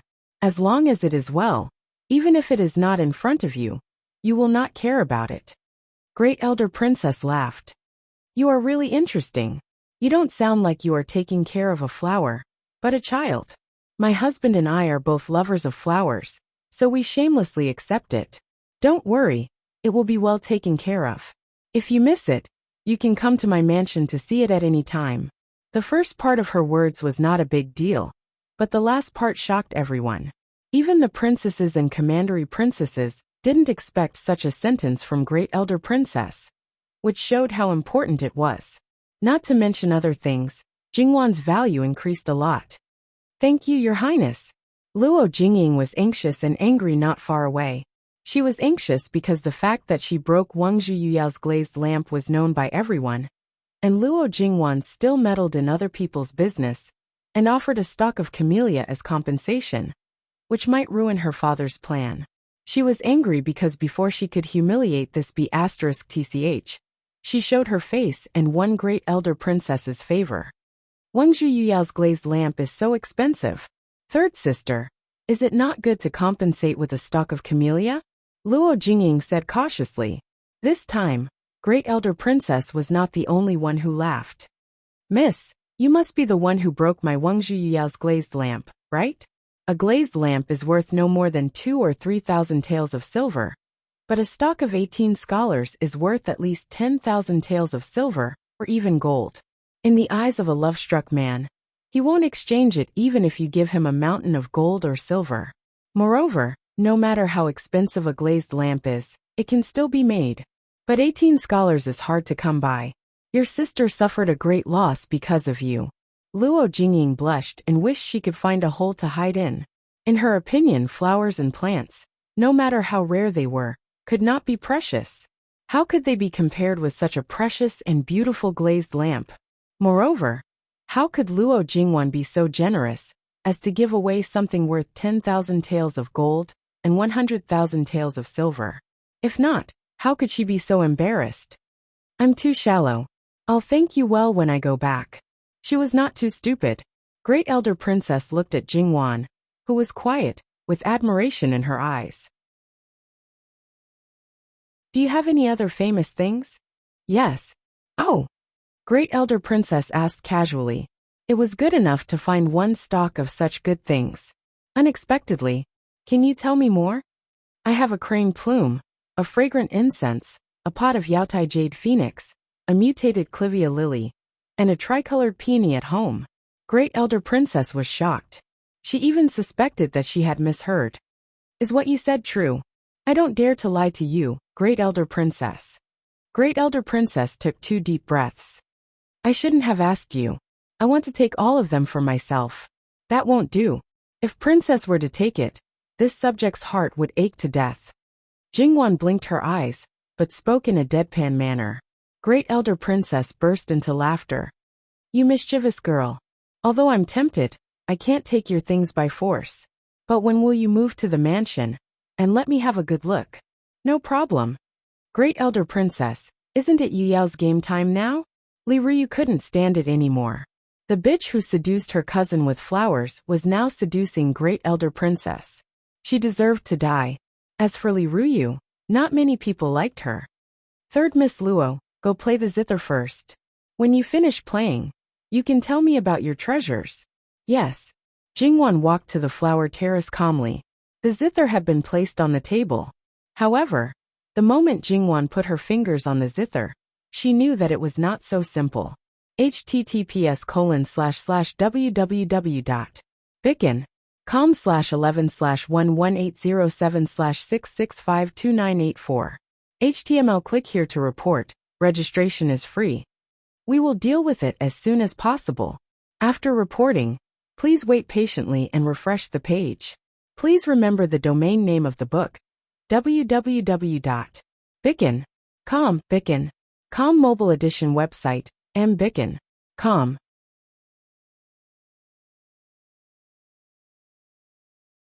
Chapter 99.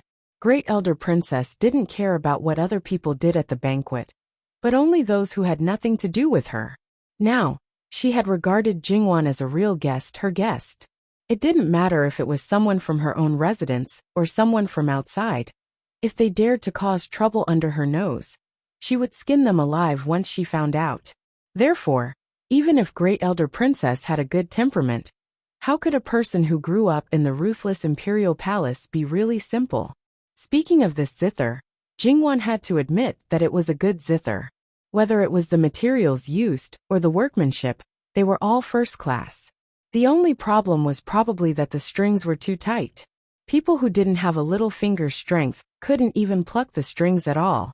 Even if they could, it would be quite laborious, and it would be difficult for them to finish the whole piece. However, the biggest advantage of this kind of zither was that the effect of playing those majestic songs would be greatly enhanced. Jingwan looked up at Luo Jingying calmly. She was smiling proudly and provocatively, and she was waiting to see Jingwan make a fool of herself. She had made a name for herself as a good sister. She didn't want to let her down. Jingwan suddenly smiled. Yes, her good sister had created a good opportunity for her. Of course, she couldn't let her down. Seeing Jingwan's smile, Luo Jingying's heart skipped a beat, and suddenly had a bad premonition. Others saw that the woman on the parterre didn't move for a long time, and some of the male guests even began to kick up a fuss, asking her to play quickly, or come down to accept the punishment. However, because there was a distance between the male guest seats, and those who were closer to the female guest seats were more noble, they naturally wouldn't do anything inappropriate. And those young people who dared to make a fuss didn't dare to be too close to those nobles, nor did they dare to kick up a fuss too loudly. Therefore, Jingwan could only hear their voices, but she didn't know what they were talking about. Shut up. Li Hongyuan held the wine glass with a malicious look in his eyes. The two words weren't heavy, but the effect was quite amazing. Almost in an instant, the male guest seats fell silent. Therefore, using the King of Hell as a silencer was not a good idea. Li Hongyuan moved his body, as if trying to make himself more comfortable, and closed his eyes. The people who were causing a ruckus earlier patted their chests. It seemed that they had disturbed the rest of the King of Hell. They couldn't help but curse in their hearts. If he wanted to sleep, why didn't he scram back to sleep? However, he could only curse in his heart. It wasn't as if there weren't people who had peed their pants after being scared by the King of Hell. Was Li Hongyuan really resting? Of course not. He was just using this method to hide his anger. His anger could no longer be hidden when he opened his eyes. It was clear to see how much anger he had. Wanwan wasn't a high-profile person, but she wasn't someone who didn't know how to pretend to know when she didn't know.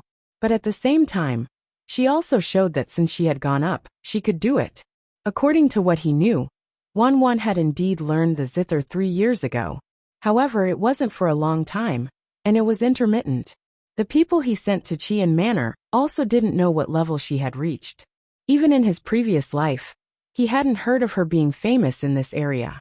However, with his previous guesses as a foundation, Li Hongyuan wouldn't find it strange no matter what kind of shocking things she did.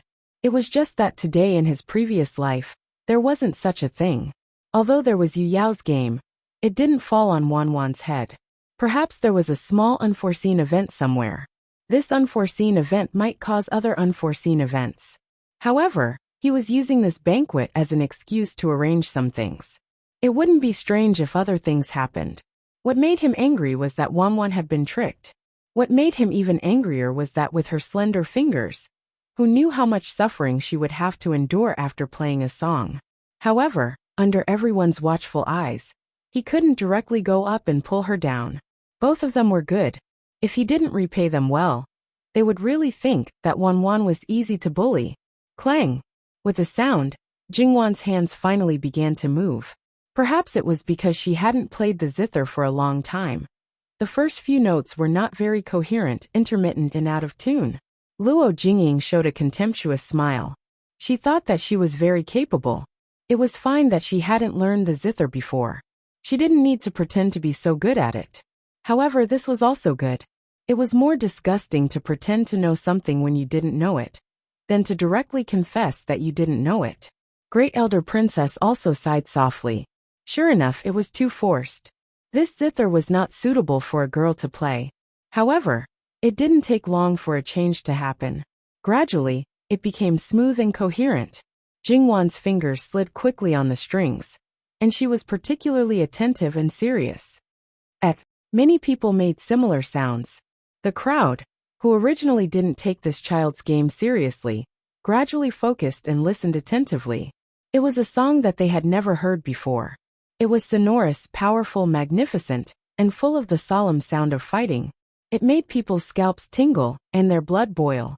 Even those calm and self-restrained elders couldn't help blushing.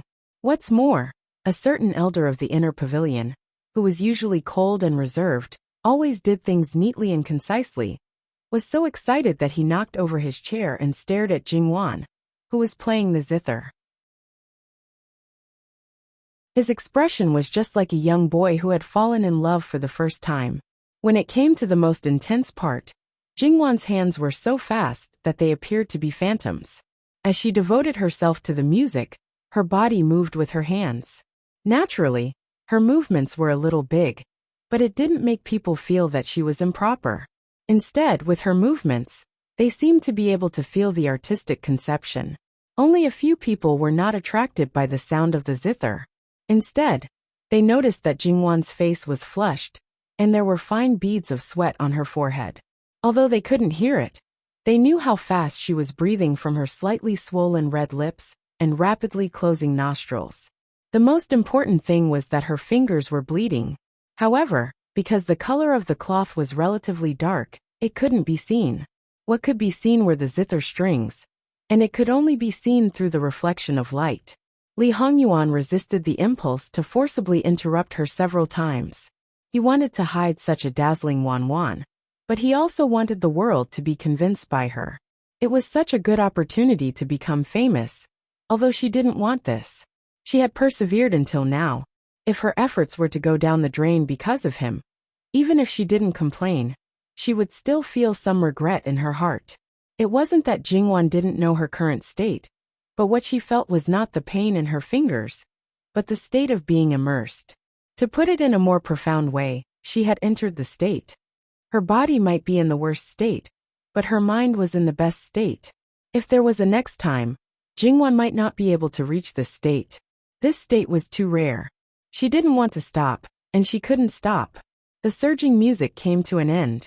Jingwan's fingers slid one last time, and it was with this last stroke that one of the strings couldn't bear the weight and broke.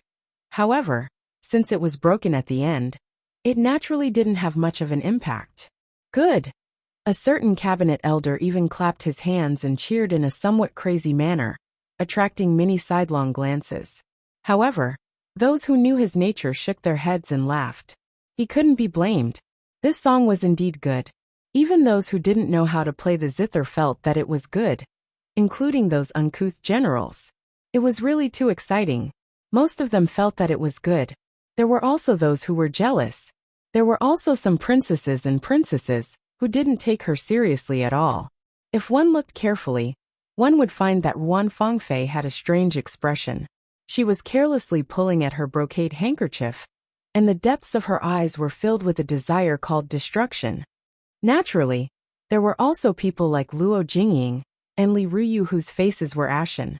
Luo Jingying subconsciously looked at Li Ruyu. Her gaze was as if she wanted to eat her alive, and it made her tremble fiercely. She was extremely scared. She had vowed that Luo Jingwan absolutely knew nothing about zither, chess, calligraphy, painting, poetry and so on.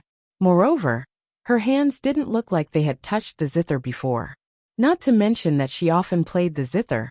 As long as her zither skills were not bad, her fingers would inevitably have calluses. Sun Yijia and Ruan Fangfei were no exception. Who knew? Who knew? While Luo Jingying was scared, her hatred for Jingwan deepened. She must have done it on purpose. She deliberately hid her skills, so that when the time was right, she could amaze the world with a brilliant feat. She wanted to use this opportunity to harm her. Luo Jingying had never reflected. If it weren't for her scheme, Jingwan wouldn't have gone on stage at all. Perhaps, people would never know that she could play the zither. Li Ryu took a few steps forward and grabbed Luo Jingying's arm. She used a lot of strength and said, "Come with me." Luo Jingying knew that if she left, she would suffer a lot. She wanted to ask for help, but no one noticed her. "How dare you not listen to me? Do you believe that I won't disfigure your face?" Li Ryu threatened viciously. Luo Jingying had to compromise. As long as she could save her face, it didn't matter if she suffered a little. She swore that she would get it back from that teach Luo Jingwan. After playing the zither, Jingwan felt tired. There was also a piercing pain in her fingers. She could only dig her fingers into her palms to slightly relieve the pain. Jingwan calmed her breathing and calmed her rapid heartbeat. She glanced down and found that the two disgusting people were gone. Thinking of Li Ryu's character, Luo Jingying really reaped what she had sown. Jingwan stayed on the stage for a long time, but no one objected. Those who didn't know the truth didn't dare to speak rashly. However, those who knew the truth knew that this piece of music had probably exhausted the little girl's mind. Even the elder of Zither Attic's pavilion didn't think that he could achieve such an effect. That kind of state had little to do with the skill. It was the result of many factors. Nanny Su helped Miss Luo down. Great Elder Princess ordered another nanny. It was definitely a great honor to let the most capable nanny of Great Elder Princess do it in person. Jingwan did feel exhausted. Since someone helped her, she didn't refuse. She smiled and said, "Thank you, Nanny." "You're welcome, Mississippi. It's my honor." It was a great honor for Jingwan. But it was also a great honor for Nanny Su. Now Miss Luo was the center of attention and favored by her master, while Nanny Su, in the end, was just a servant. Jingwan stood up with the help of Nanny Su. Her legs were a little weak. It was more tiring than exercising for 2 hours. It was not scientific. Jingwan staggered a little and steadied herself. When she went down, she naturally did not use all her strength on Nanny Su's hands. She usually did not need anyone to support her, and Nanny Su felt that she only used a little more strength than usual to support her master. Only when she was really close to Jingwan did she know how bad her condition was. She could not help but sigh. This young lady really had amazing perseverance. Jingwan let go of Nanny Su, shook her head slightly to her family and friends who looked concerned about her. She naturally put her hands in her sleeves and bowed to the nobles. "Great Elder Princess, I'm a little impolite. Please allow me to clean up." "Okay, you little girl. Don't be so polite at this time. Go ahead. Nanny Su, also go and serve Miss Luo well." After Jingwan left, Great Elder Princess noticed Madame Luo. She invited her to the front and specially added a chair. Another maid of Great Elder Princess went to take the zither back and naturally found the blood on the strings. She handed the zither to Great Elder Princess and said, "Master, have a look." Great Elder Princess said with a cold face, "Ask someone to send the best medicine for wounds." "Thank you, Great Elder Princess." Madame Luo thanked her. No one saw her clenched hands. "How can I accept old Madame's thanks? In the end, this matter has something to do with this princess." "Great Elder Princess, don't say so. There are so many people in such a big mansion today. How can everything be done well?" Great Elder Princess sighed and said, "Only someone like Madame Dowager can raise such an excellent girl like Miss Luo." "Great Elder Princess, you flatter me." Apart from this small interlude, many people were still immersed in this song, especially the elder of the Zither Attic Pavilion. If someone hadn't pulled him back just now, he would have rushed to the female guest area. That would really be a joke. The excited elder of Zither Attic Pavilion seemed to think of a question. "Whose girl is this? She plays the zither so well, but I haven't heard any news about her. Why does she hide so well?" Luo Peishan was also very surprised. He didn't expect his dear granddaughter to be so capable. After being surprised, he became excited. Now he was still in a state of excitement. He stroked his beard, and the corners of his mouth almost reached his ears. He didn't hear what the elder of Zither Attic Pavilion said at all. It must be said that he was old and his eyesight was not as good. He was also relatively far away, and did not understand things like the Zither realm. So he did not know about Jingwan's situation. Otherwise he would be worried. Among these adults, probably only the 5th Grand Minister was familiar with Jingwan. Looking at Luo Peishan's complacent look, he really wanted to beat him up. What was so great about having a granddaughter who was good at raising flowers and playing the zither? Even if he didn't have such a granddaughter in his family, damn it, he wanted to snatch her away. Elder Jiang, that is Lord Luo's granddaughter. Therefore, everyone's attention was focused on Luo Peishan. Everyone saw his silly look, but they all felt that it was reasonable. If they had such an excellent child, they would also be happy. Everyone praised and flattered him. Luo Peishan smiled reservedly and humbly agreed. Elder Jiang calmed down a lot, and regained his cold and reserved demeanor. However, when he saw Luo Peishan, this old fox who was still pretending to be obedient after getting a bargain, he still snorted. Lord Luo, this old man wants to exchange for that zither score. What do you want? This Elder Jiang, you know. Luo Peishan stroked his beard hesitantly, and looked like he was in a difficult position. He was indeed in a difficult position. He didn't know anything about the zither score. Even if it was in the Luo family, it was still his granddaughter's. If it was any other descendant, he would naturally make the decision without hesitation. However, he couldn't do that for his 3rd daughter. That girl was obedient, but her temper was quite bad. Once she was unhappy, what if she didn't allow him to get close to those treasures? He also couldn't do something like snatching his granddaughter's things. Not to mention other things, just his old wife was enough to make him suffer. In everyone's eyes, Lord Luo was clearly raising the price. However, Elder Jiang was the one who sent himself to be slaughtered.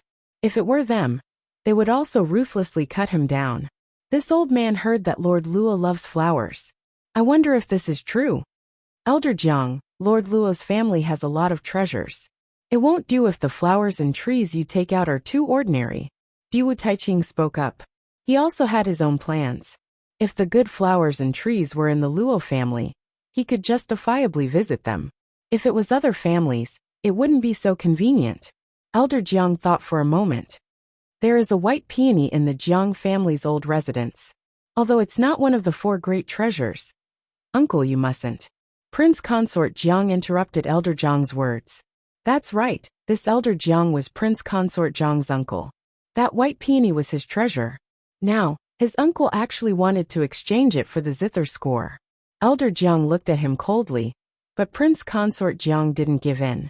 In the heart of the zither fanatic, the zither and the zither score were naturally the most important, while in the heart of the flower fanatic, flowers were naturally the most important. Except for the one she loved the most, other things had to be put aside, even if they were priceless. As a result, the uncle and nephew even became a little competitive. No one had expected that things would develop like this.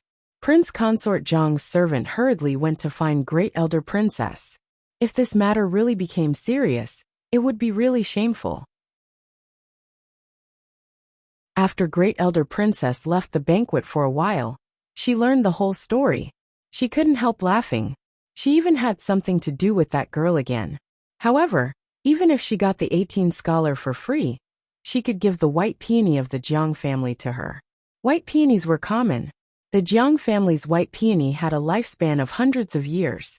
Great Elder Princess directly called Yu Yao over. Without saying anything else, she only asked her to tell her father that she had got the 18 scholar. Although Wangzhu Yu Yao had reached the age where men and women were not allowed to sit together, she was still a little girl after all. It didn't matter if she went to the male guest banquet. It was better for her to tell her father than to let the maid pass on the message.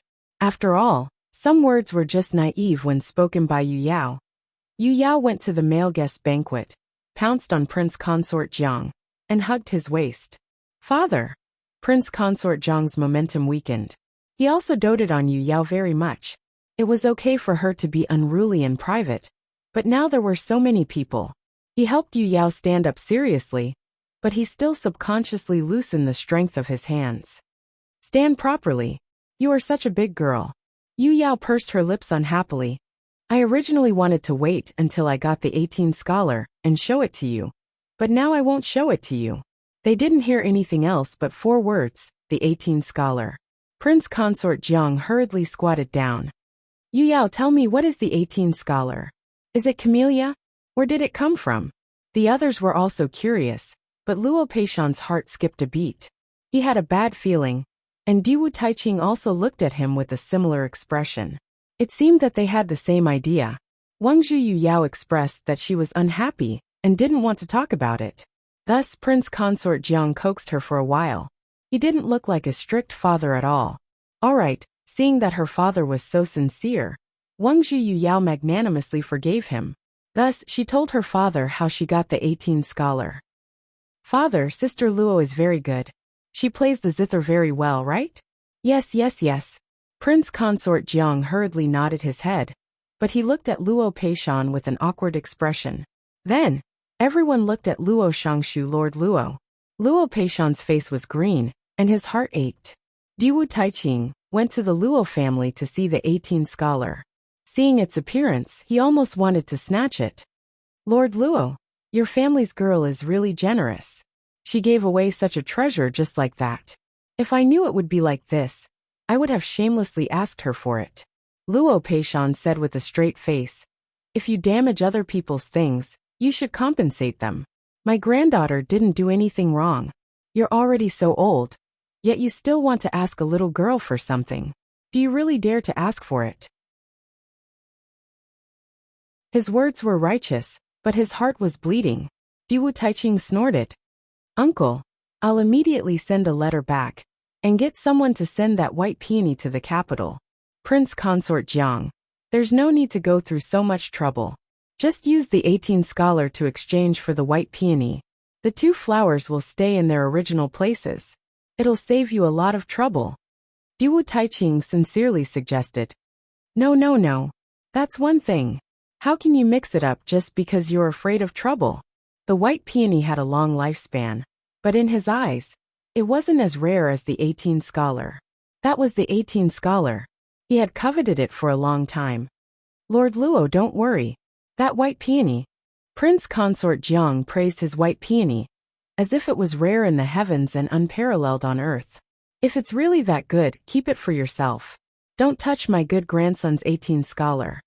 Luo Shangshu was angry. Prince Consort Jiang immediately shut his mouth. Usually, because of the major disputes in the imperial court, he was refined and polite. Now he didn't even care about his face, causing the corners of everyone's mouths to twitch. If you dared to ask, these people would tell you that for the sake of the treasure in their hearts, rules, propriety and face. What were those things? They had long been thrown away.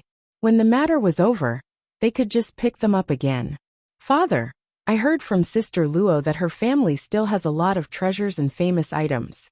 Wangzhu Yu Yao added. Really? Prince Consort Jiang's eyes lit up. Then does Yu Yao know what they have? Yu Yao's memory was not bad. After hearing Jingwan say it once, she remembered everything, so she started counting with her fingers. Luo Peishan felt like a pack of wolves were looking at him. He wished he could cover Wangzhu Yu Yao's mouth, but unfortunately, he could only listen to her count. He sighed in his heart. Why was his granddaughter so straightforward? She didn't reveal her wealth. Sure enough, when she finished counting, Luo Peishan only felt that he had become a big piece of delicious fat meat. The Grand Secretary, Lord Ruan, shifted his body and stroked his beard. Lord Luo is not honest. He hid so many treasures and did not take them out for everyone to see. If one were to say that he liked chrysanthemums the most, then Yaotai's jade phoenix. Of course, he also liked the other treasures. If he could get the 18 scholar, he would be very happy. But after all, it was a matter between the Luo family and Great Elder Princess's mansion. No matter how shameless they were, they couldn't snatch it. Even if they wanted to snatch it, they couldn't. None of these people were to be trifled with. Naturally, Juan Ruizhong was not the only one who was ready to make a move. The youngest Minister of Works among the first-grade officials also had a garden full of plum blossoms. In fact, his love for orchids was no less than plum blossoms. Lord Luo, how about I exchange a green sepal plum for your mutated clivia lily? He said generously. Luo Peishan's face darkened. Lord Zhong, you are too unkind. Since it is a mutated clivia lily, perhaps it is the only one in the world. Its preciousness can be imagined. Lord Zhong, you want to exchange it with a green sepal plum? Those who were not particularly fond of flowers couldn't stand it anymore. Lord Luo was too thick-skinned and black-hearted. Those are my granddaughters. My granddaughters. You are a group of old men, who can be her father and grandfather. Since Lord Luo had said this, they all shut up embarrassedly. They all stopped, at least on the surface. But a certain prince began to make trouble. I'm most interested in the tricolored peony. Didn't it say that third brother also had one a few days ago? Good things don't appear often, but once they appear they gather together. Li Hongyuan said slowly. Oh, it turned out that this prince had woken up. Luo Peishan's heart tightened. His Majesty could snatch things and still reason with him. This king of hell was absolutely unreasonable. Li Hongming was somewhat uncomfortable. Of course, others couldn't see it. His tricolored peony was fake. He originally planned to bait Luo Peishan, but the Grand Secretary came looking for him several times. However, Juan Ruizhong was so difficult to deal with. If he found out, it wouldn't be easy to clean up the mess. But was the Grand Secretary so easy to deal with? Those days he was badly battered. And the person he wanted to bait turned out to have such a treasure in his family. No wonder he was indifferent. Sixth brother, you don't know. That kind of rare thing is not easy to raise. A few days ago it was already Sai. Li Hongming shook his head regretfully. Many people also felt sorry. Only Luo Peishan and Fifth Taiching looked at each other. It was just a dyed fake. This Prince Rui was really good at pretending. And Ruan Ruizhong, Ruan Darren, also didn't show the slightest bit of regret. It seemed that he knew something. Don't look at how fiercely these people snatched the treasures they admired. It seemed that they were shameless and unprincipled. But the premise was that it didn't involve a conflict of interest. Once it was involved, their minds couldn't be clearer. After Juan Ruizhong looked for Li Hongming a few times, he more or less understood his intentions. Moreover, he didn't even see that peony. It would be strange if there was no problem. Li Hongyuan smiled sarcastically. That's why, if you don't have the ability, don't touch it. You're wasting a good thing. Wasn't it wasting a good-looking white peony? This was what Wanwan said. When these words came out, who knew how many people secretly scolded in their hearts? You're the least qualified to say these words. Wasting a good thing. You, Prince Jean, are number 2. No one in the world dares to be number 1. Therefore, he was a typical example of, only the magistrate is allowed to set a fire, but the common people are not allowed to light a lamp. However, even if it was the emperor, these people dared to say what they should say. Only in front of Li Hongyuan they couldn't. Even Ruan Ruizhong, who was about to become his father-in-law, didn't dare to lightly open his mouth to lecture him. They weren't afraid of him like the young people. But they knew that he was a gangster and could do anything. Naturally, they had scruples. Li Hongyuan lazily swept a glance at the crowd and clicked his tongue. The third Biaoga that Yu Yao mentioned just now, was it you, third imperial older brother? It must be said that third imperial older brother is indeed someone who has tender feelings for the fairer sex. Li Hongming's heart was full of resentment. Something that others ignored, you just had to bring it up. But Yu Yao was right in front of him, so he couldn't deny it. He didn't show it on his face. Sixth younger brother is joking. It was just a coincidence. It's on the main street, blocking the road isn't good. He could only vaguely explain, and couldn't say anything more. If he did, he might end up implicating Yu Yao's unreasonable behavior. If that happened, he would offend Prince Consort Jiang. Li Hongyuan looked at him with a smile that wasn't a smile. This prince thought that third imperial older brother had taken a fancy to the Luo family. Yu Yao, which young lady of the Luo family was it that broke your colored glass lamp? It seems to be the fourth young lady. Older sister Luo is the Luo family's third young lady. Li Hongyuan nodded. Third imperial older brother wants to bring that fourth young lady back to the residence. Sixth younger brother, be careful with your words. This matter concerns the reputation of the Luo family. Li Hongming's face was solemn. Old third, this prince sees that you're a hypocrite. You dare to do it, but don't dare to admit it. Could it be that the fourth young lady is even more outstanding than the third young lady? You must know that the third young lady is really Prince Kong. Luo Peishan coldly interrupted Li Hongyi's words. Li Hongyi also knew that he had a slip of the tongue, and almost said something that he shouldn't have said. So he hurriedly apologized. It must be known that when Li Hongyi mentioned Jingwan, Li Hongyuan's eyes instantly condensed into ice. Luo Peishan looked at Li Hongyuan again. Prince Jin, please be lenient with your words. This couldn't be compared to other things. Most of the time, Li Hongyuan still gave face to the courtiers, and was absolutely more polite than his brothers. Benwang only wants to raise the most beautiful flower in the world. Therefore Luo Darren can put your heart back into your stomach. Other than that one flower, the others, whether it's the tricolor peony, 18 scholars, Yaotai Jade Phoenix, Benwang probably doesn't have the ability to raise them. So Benwang won't spoil them. Li Hongyuan was really giving face. Luo Peishan saluted. It must be said that Li Hongyuan's words seemed to be incoherent, and didn't focus on the main point. It was as if he would say whatever he thought of. But the speaker had no intention, but the listener had the heart. Did Prince Rui, Li Hongming, really intend to rope in the Luo family? There were also those who were actually Li Hongyuan's subordinates, as well as Sun Yilin, who felt that there was a deeper meaning in his words. However, Sun Yilin actually breathed a sigh of relief in his heart. Fortunately, this living hell didn't have any interest in the brilliant Miss Luo just now. Otherwise, other people might have scruples about her engagement, but this person might not have scruples about it.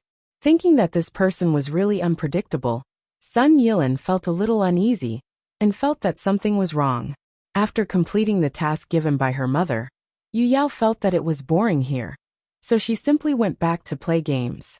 After Yu Yao went back, she didn't see Jingwan. Mother, hasn't Sister Luo come back yet? How long has it been? It shouldn't be so fast. Although Great Elder Princess said so, she inadvertently glanced around, and found that some people were also missing. Some things could be roughly figured out as long as one connected the dots. In order to prevent any more accidents, she still sent someone to check it out. In fact, Jingwan did encounter a little trouble. It didn't take much time for her to simply dress up and treat the wound on her hand. On the way back, she might have missed the people sent by Great Elder Princess at a fork in the road. Then Nanny Su was also called away, so Li Ruyu led some people to gamble. After all, this was Great Elder Princess's mansion. So Li Ruyu was not so arrogant as to directly whip people. Jingwan wouldn't be rude, just because of the other party's aggressive attitude. Greetings, Your Highness. Li Ruyu's eyes fell straight on Jingwan's face. Luo Jingying was right. Her face was really tender and flawless. Li Ruyu envied her. She also wanted it, but she couldn't help but want to ruin it when it was on someone else's face. Li Ruyu reached out to pinch Jingwan's face, but Jingwan unceremoniously slapped her away. Li Ruyu widened her eyes in disbelief. Bitch, how dare you hit me? Jingwan was not moved. Your Highness, if you have nothing else to do, please make way. Li Ruyu was furious. No bitch dared to be so rude to her.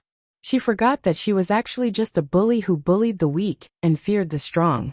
She dared not provoke those with higher status and strong background. Please excuse me. Jingwan bent her knees and was about to go around them. Stop. Li Ruyu pulled her back, and her group of maidservants automatically blocked the way. 3 months to let the world know that Your Highness is the most qualified imperial daughter. Your Highness came out in less than a month's time. Your etiquette and rules should not be a problem. But now, why haven't you made any progress? Jingwan brushed away Li Ruyu's hand. Li Hongyuan was definitely Li Ruyu's nightmare. She naturally would not forget what she said. Now that she was mentioned by the bitch she hated the most, it could be imagined how angry she was. Mama, Jin Qinhuang is also in Great Elder Princess Fu today? Replying to Miss Yes. This servant thinks that Jin Qinhuang will be very happy to see Ruyu Junju. Li Ruyu didn't think that she would actually be threatened. Her teeth clenched so hard that they creaked. But her fear of Li Hongyuan was absolutely bone deep.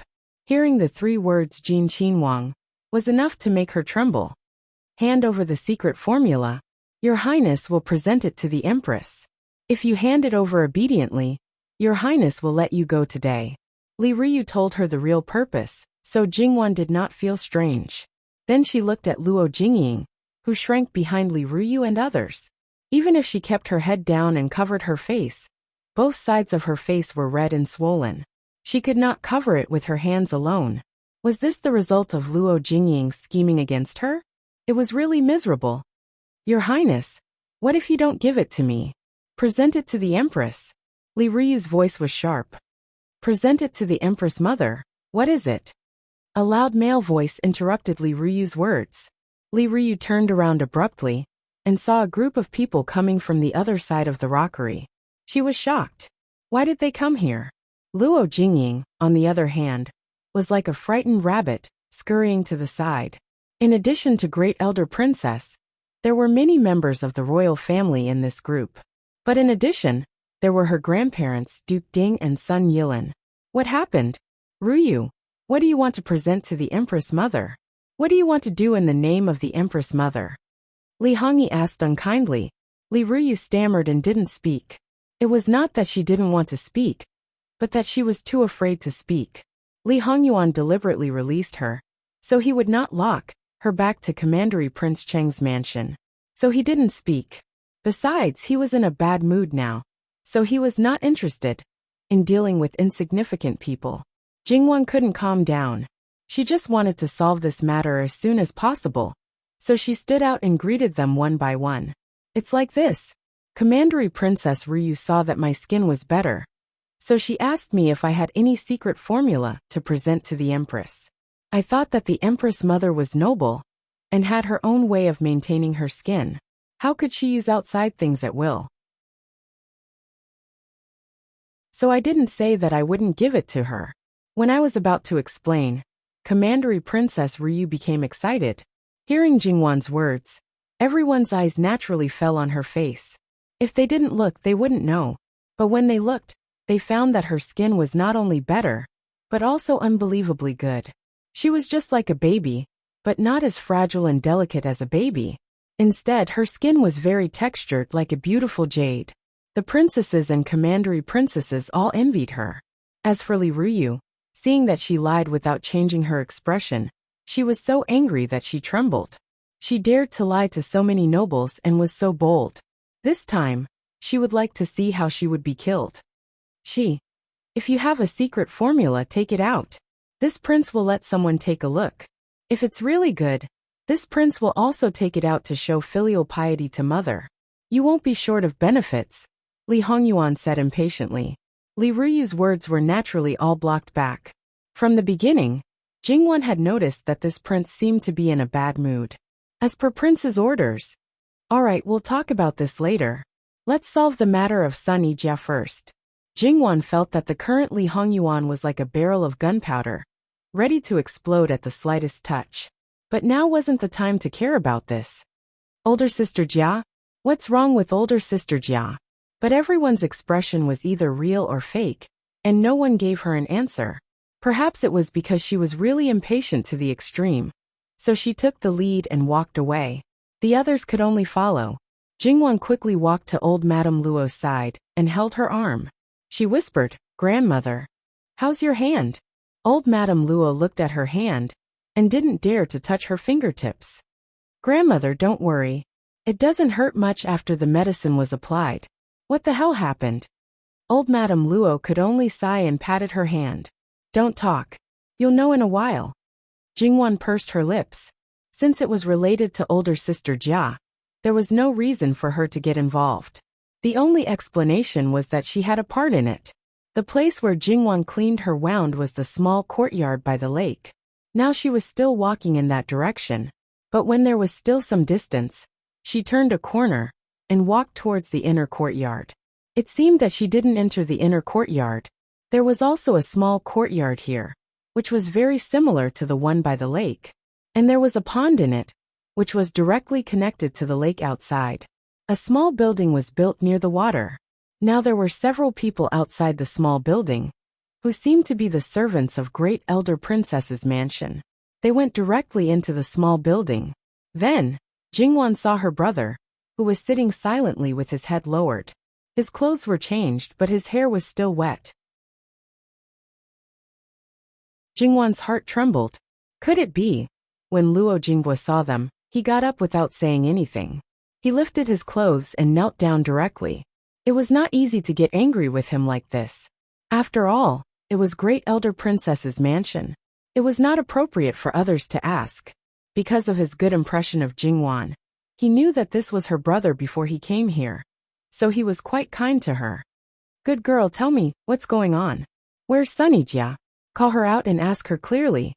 Li Hongyuan's face was cold and stern. Your Highness.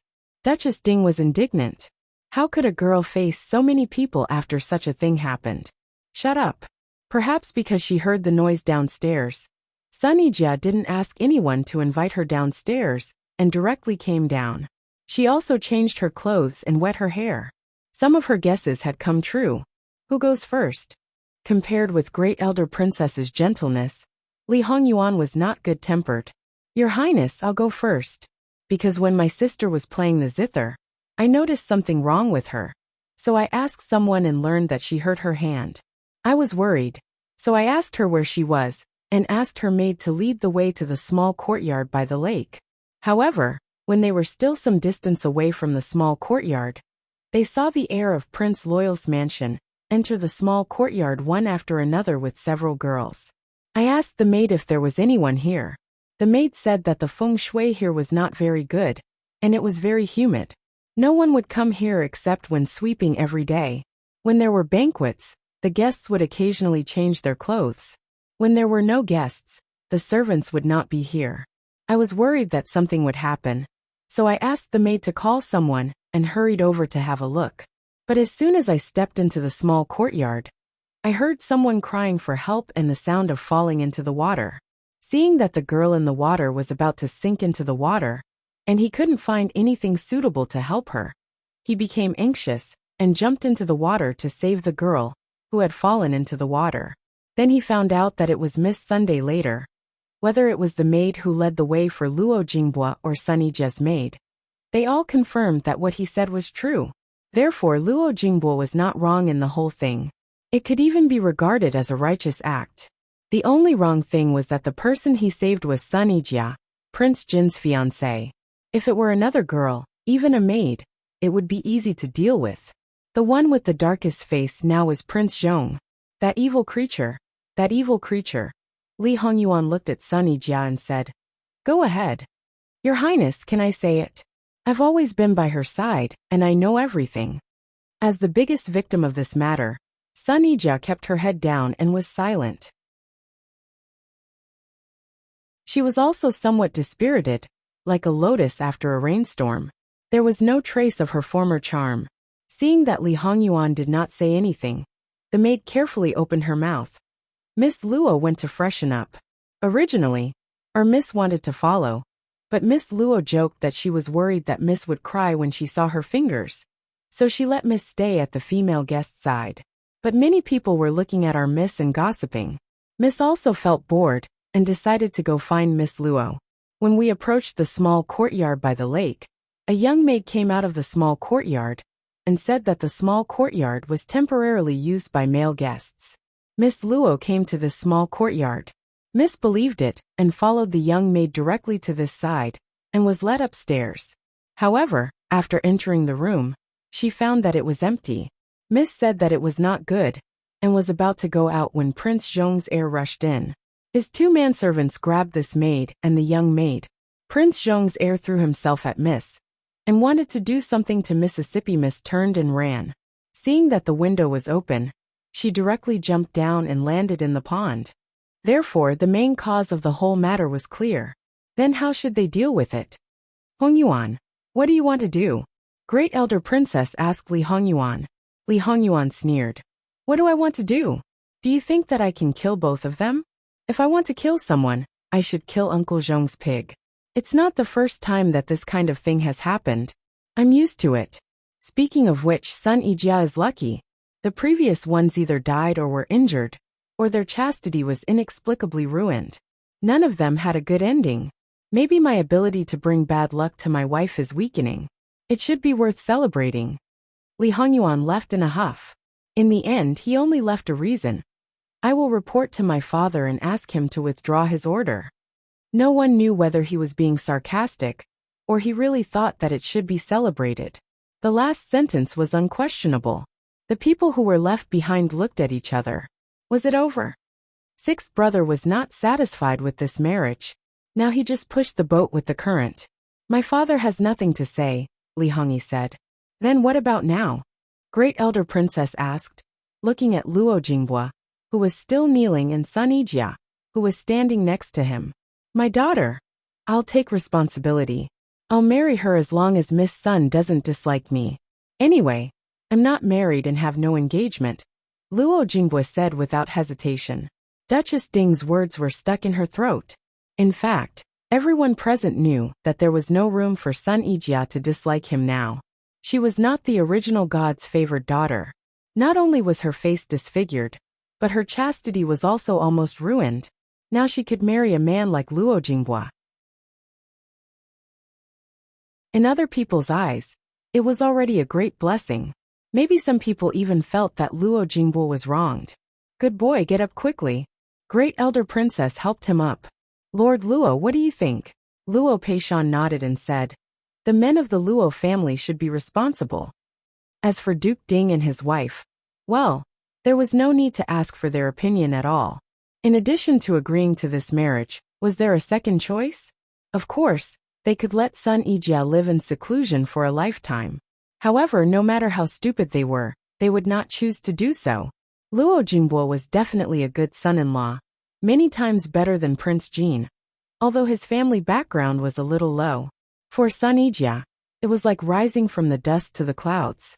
But should we inform Prince Jin about this matter? Madame Luo said. Everyone was silent once again. It was reasonable to say that as long as the emperor took back the order, then son Ijia would have the freedom to marry, and would have nothing to do with Jin Qinhuang. But that person of his, who knew if he would not do things according to common sense, then, who would inform him was another problem. I'll go, Sun Yilin said. He was still in a state of disbelief. 2 days ago, he was still distressed and confused because his sister fell in love with third young master Luo, and hoped for a turnaround. As a result, everything was achieved today. It was like someone handed him a pillow when he was sleepy. It was so smooth that it was like a dream. In fact, Sun Ijia had the same idea as him. She even pinched herself several times secretly. Sun Yilin wanted to ask Li Hongyuan if this was his doing. But why did it happen to be Luo Jinghua? Moreover, the reason why they were here was Miss Luo. But Miss Luo's playing of the zither was also a temporary reason. Was everything a coincidence? But it was definitely not a coincidence that the heir of Prince Zhongqin wanted to defile his sister. They left the small building. Sun Yilin glanced at his sister who was dawdling, and then at Luo Jinghua who also didn't leave. He sighed in his heart and followed them out. No one noticed Jingwan's sparkling eyes. Third young master Luo. Sun Yilin looked at Luo Jinghua and subconsciously became cautious. It must be said that Sun Ijia couldn't be blamed for this. The current trend was like this. Even if she was a proud daughter of heaven, at this time, she couldn't help but feel inferior and timid. She couldn't help but worry and be afraid that the person she liked would dislike her. Luo Jinghua didn't know what to say at this time. He suddenly blushed a little and looked at the sky and the ground, but he didn't dare to look at Sun Ijia. That Miss Sun, I am only a graduate now. This year, I will not participate in the spring imperial examination. But 3 years later, I will definitely. I will work hard and won't let you be wronged. Sun Ijia suddenly began to cry again. However, it wasn't because she felt wronged, but because she was touched and happy. It turned out that when she was nervous, not only did he not dislike her, but he was also worried that he wasn't good enough for her. In his eyes, she was still a proud daughter of heaven, and not a disfigured woman who fell into the dust and was ridiculed and despised by others. Why are you crying? Did I say something wrong? If there's anything wrong with me, just tell me. Don't cry, don't cry. Luo Jingbo was at a loss. He wanted to wipe her tears, but he didn't dare to touch her. His usual carefree demeanor was gone. He was clumsy and stupid. If you don't think it's good, we can postpone the wedding until I pass the Jinshu examination. Sun Yijia subconsciously covered his mouth. I am just too happy. You are very good like this. It doesn't matter if you are a graduate for the rest of your life. Because of the touch on his lips, Luo Jingbo was a little stiff. It was soft and had a little fragrance. He suddenly turned around and fled. Sun Yijia was a little confused, but when she thought of his blushing face, she giggled again. The people outside who hadn't gone far saw Luo Jingbo, as if he was being chased by a ghost. What was going on? However, when they saw his embarrassment and thought of Sun Yijia who stayed behind, they didn't think that Sun Yilin was the only one who noticed Sun Yijia's hesitation. There were some things that were better left unsaid. Lord Luo, why does your son seem a little? Li Hongming glanced sideways. Ah, it's probably because my second daughter-in-law forgot to arrange a bedchamber for him. Luo Peishan said unconcernedly. The group of experienced princes collectively fell silent. They didn't know if they should be ashamed or despise Luo Jingbo, who hadn't eaten meat yet. Luo Jingbo wanted to find a hole to hide in. However, Sun Yilin was a little gratified. His little sister's taste was actually very good. He glanced at Jingwan, who was not far away beside Madame Luo, and felt a pain in his heart. They met Eunuch Mu, who was waiting outside. After greeting him, Eunuch Mu said, Your Highness, our master said that your pig, oh no, presumptuous prince, where is he now? And the cause and effect of this matter. Your Highness, please find out whether someone is targeting our master or Miss Sun, and give our master an explanation. Go back and tell Hong Yuan that I'll personally interrogate this matter, and make him satisfied. Great Elder Princess said. Yes, I'll tell my master. I'll take my leave now. Jingwan also suspected that this was Li Hongyuan's doing, but it was just a suspicion. https://www.bicon.com/11/11807/66529989. HTML. Please click here to report. No registration required. We will deal with it as soon as possible. After reporting, please wait patiently and refresh the page. Please remember the domain name of this book. www.bicon.com. Bicon.com mobile edition website. mbicon.com.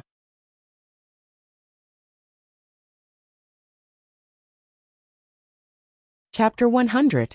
When they came out, they didn't meet Li Ruyu and Luo Jingying. Even though Li Ruyu was angry at Jingwan for lying, she was more afraid of Li Hongyuan, so she took this opportunity to slip away. As for Luo Jingying, she was slapped by Li Ruyu, and was too ashamed to see others. Because she betrayed Jingwan, she was lucky enough to escape once, and was not further destroyed. However, she was forced to stay by Li Ruyu and didn't dare to run away. She didn't know where Li Ruyu was now. Maybe she left Great Elder Princess's mansion, and went back to the Luo family. As for Great Elder Princess, she asked people to take Sun Yijia and Luo Jingbo to freshen up. Especially Sun Yijia. Not only Duchess Ding and her servants were there, but Great Elder Princess also sent more servants. Fortunately, people like Sun Yijia would basically prepare 2 sets of clothes when they went out, and they would try to wear the same style and color as much as possible. At this time, she only needed to take the clothes and change the clothes that didn't fit her well. This time, Jingwan took the initiative to stay with Sun Yijia. Although the final result was not bad, Jingwan suffered after all. More or less, Sun Yijia was responsible for it, and felt quite guilty. Madame Luo and Great Elder Princess naturally agreed to let Jingwan stay. Even though Duchess Ding had many complicated thoughts about Jingwan, she couldn't say anything at this time. Besides, Jingwan was going to be her daughter's sister-in-law. It was said that mother-in-law was difficult to please and sister-in-law was difficult to deal with. Although this girl was not difficult to deal with, it was better to flatter her a little for the sake of her daughter. Therefore, Duchess Ding was very kind to Jingwan. As for Luo Jingbo's side, Sun Yilin had no choice but to follow him. It was extremely common for a brother-in-law to make things difficult for his brother-in-law. This was because the status of the prospective brother-in-law was too high, and his temper was too difficult to deal with. Even if he was dissatisfied with him, he could only hold his nose and keep quiet. However, because of the comparison with the previous one, this one was really perfect. In addition, Sun Yilin wasn't a person who liked to tease people. He would at most give a few words of advice to Luo Jinghua. He wouldn't say anything that was slightly excessive. After all the irrelevant people left, Great Elder Princess detained all the servants who knew about this matter, and sent someone else to look for the missing princely heir of Prince Loyal. At the same time, she also began to interrogate them. The first one was the little maid who came out of the lakeside courtyard and lied that there was a male guest there to deceive Sun Yijia. At first, the little maid stammered and couldn't tell the reason. Under Great Elder Princess's torture, she finally said that she had received a bribe from princely heir of Prince Loyal and was looking for an opportunity to deceive Sun Yijia. Princely heir of Prince Loyal, who was hiding nearby, was waiting for an opportunity to take action. If what she said was true, then the most important thing now was princely heir of Prince Loyal. Princely heir of Prince Loyal was indeed a fat pig. However, he didn't have the fate of Li Hongyuan, but he had the disease of Li Hongyuan. He was dissolute and lustful, and even dreamed of keeping a courtyard of beauties for him to enjoy day and night, like Li Hongyuan. However, regardless of his status, he was the princely heir of Prince Loyal. Even if he was not as good as the princely heir of Prince Loyal, he was not inferior to the princely heir of Prince Loyal. However, his physical condition was two extremes. Women avoided him like the plague, and even the women in the brothel despised him. He was not as bold as Li Hongyuan, who dared to casually stretch out his hands. Naturally, the ones who suffered were the maids around him. The range of choices was limited, and naturally, the beauty was greatly reduced. He was still far away from his grand dream, and probably would not have the chance to realize it in this life. Such a person had fantasized about all the noble ladies in the capital, especially Sun Yijia and Ruan Fangfei. But he just fantasized about it. At most, he would say a few obscene words when he was drunk with a group of bad friends. Everyone knew his virtue, and Prince Loyal had punished him a lot. However, he was not a righteous man, so he let it go. No matter how powerful princely heir of Prince Loyal was, in fact, he was not very bold. However, no one expected that this time, he was so bold as to stretch out his hands to touch the woman of the King of Hell after Sun Yijia became Li Hongyuan's future wife. Did he eat the bear's heart and leopard's heart eat the bear's heart and leopard's heart? It should be known that when he met Li Hongyuan, he was absolutely like a mouse meeting a cat. Not to mention Prince Loyal. Even Great Elder Princess thought that he was likely to be instigated by others, or had been caught and threatened with his life. However, they originally thought that it would be easy to find princely heir of Prince Loyal, but it was not so. He ran away after Sun Yijia fell into the water. They had asked the gatekeeper, and didn't see him leave, so he must still be in Great Elder Princess's mansion. There was no need to look at anything else. Just by looking at his body shape, one would be able to recognize him from a distance. This was also the reason why Luo Jinghua had been able to recognize him in an instant. There was no one else with such a body shape in the entire capital. Now, even the backyard was searched, but there was no trace of him. Great Elder Princess and Prince Loyal almost at the same time had an ominous premonition. Continue to search. Don't let go of any place. Wait. Since the accident, no one had seen princely heir of Prince Loyal. It was still the same sentence that no one could ignore him. Search all the flowers and rockery around Linshui house one by one. If you still can't find him, go into the water. At this time, even Princess Loyal also came to her senses, and was a little confused. Although she didn't say anything before, she actually didn't care about what happened before. It was her son's blessing that Sun Yijia could fall in love with Sun Yijia, who was disfigured. And it didn't work out in the end, did it? Prince Jean also got what he wanted and kicked Sun Yijia out. It was a happy thing for everyone, but she still made a big fuss about it. What was there to investigate? But now her son might be gone. Princess Loyal opened her mouth and howled. She changed from a fat lady to a shrew in an instant. Shut up. Prince Loyal frowned tightly. When the former emperor was in power, he was not favored and had to rely on the current emperor, who was still a prince. This princess consort was originally just a merchant's daughter. Her family didn't have much, but they had plenty of money. His imperial brother needed money, so he as the younger brother came in handy. He married the merchant's daughter. But for the sake of saving face, before the marriage, he made the merchant's daughter an official. But in essence, it didn't change this woman's vulgarity, uncultured, unscrupulous, and stinking of money. Fortunately, after Emperor Lu Qingdi ascended the throne, he compensated him greatly. His 2 concubines were both beautiful and well-educated, so he turned from a poor little boy to a real prince. He also changed his title to Prince Loyal, which was much better than other brothers who were much better than him. The only flaw was that the princess couldn't be changed. After all, in order to support the current emperor, Princess Loyal's family almost spent all their wealth. After the legitimate son was born, Emperor Lu Qingdi directly conferred him the title of heir of crown prince. After that, no matter how much he disliked his son's status was unshakable. His princess also took advantage of this and made him suffer a lot. She often acted like a shrew. Originally, after so many years, his princess was a little presentable. As long as she sat properly and spoke as little as possible, those who didn't know her would also praise her for her dignified bearing. Unfortunately, once she opened her mouth, she would definitely expose herself and make him lose face. Now that his son had an accident, how could he expect her to be normal? After being stunned by Prince Loyal's roar, she simply sat down and began to make a scene. My son, you died so miserably. Your Majesty, you have to uphold justice for me. Even though Great Elder Princess knew the temperament of the princess consort, she was still stunned by her words, and then her face darkened. Come on, block her mouth for me.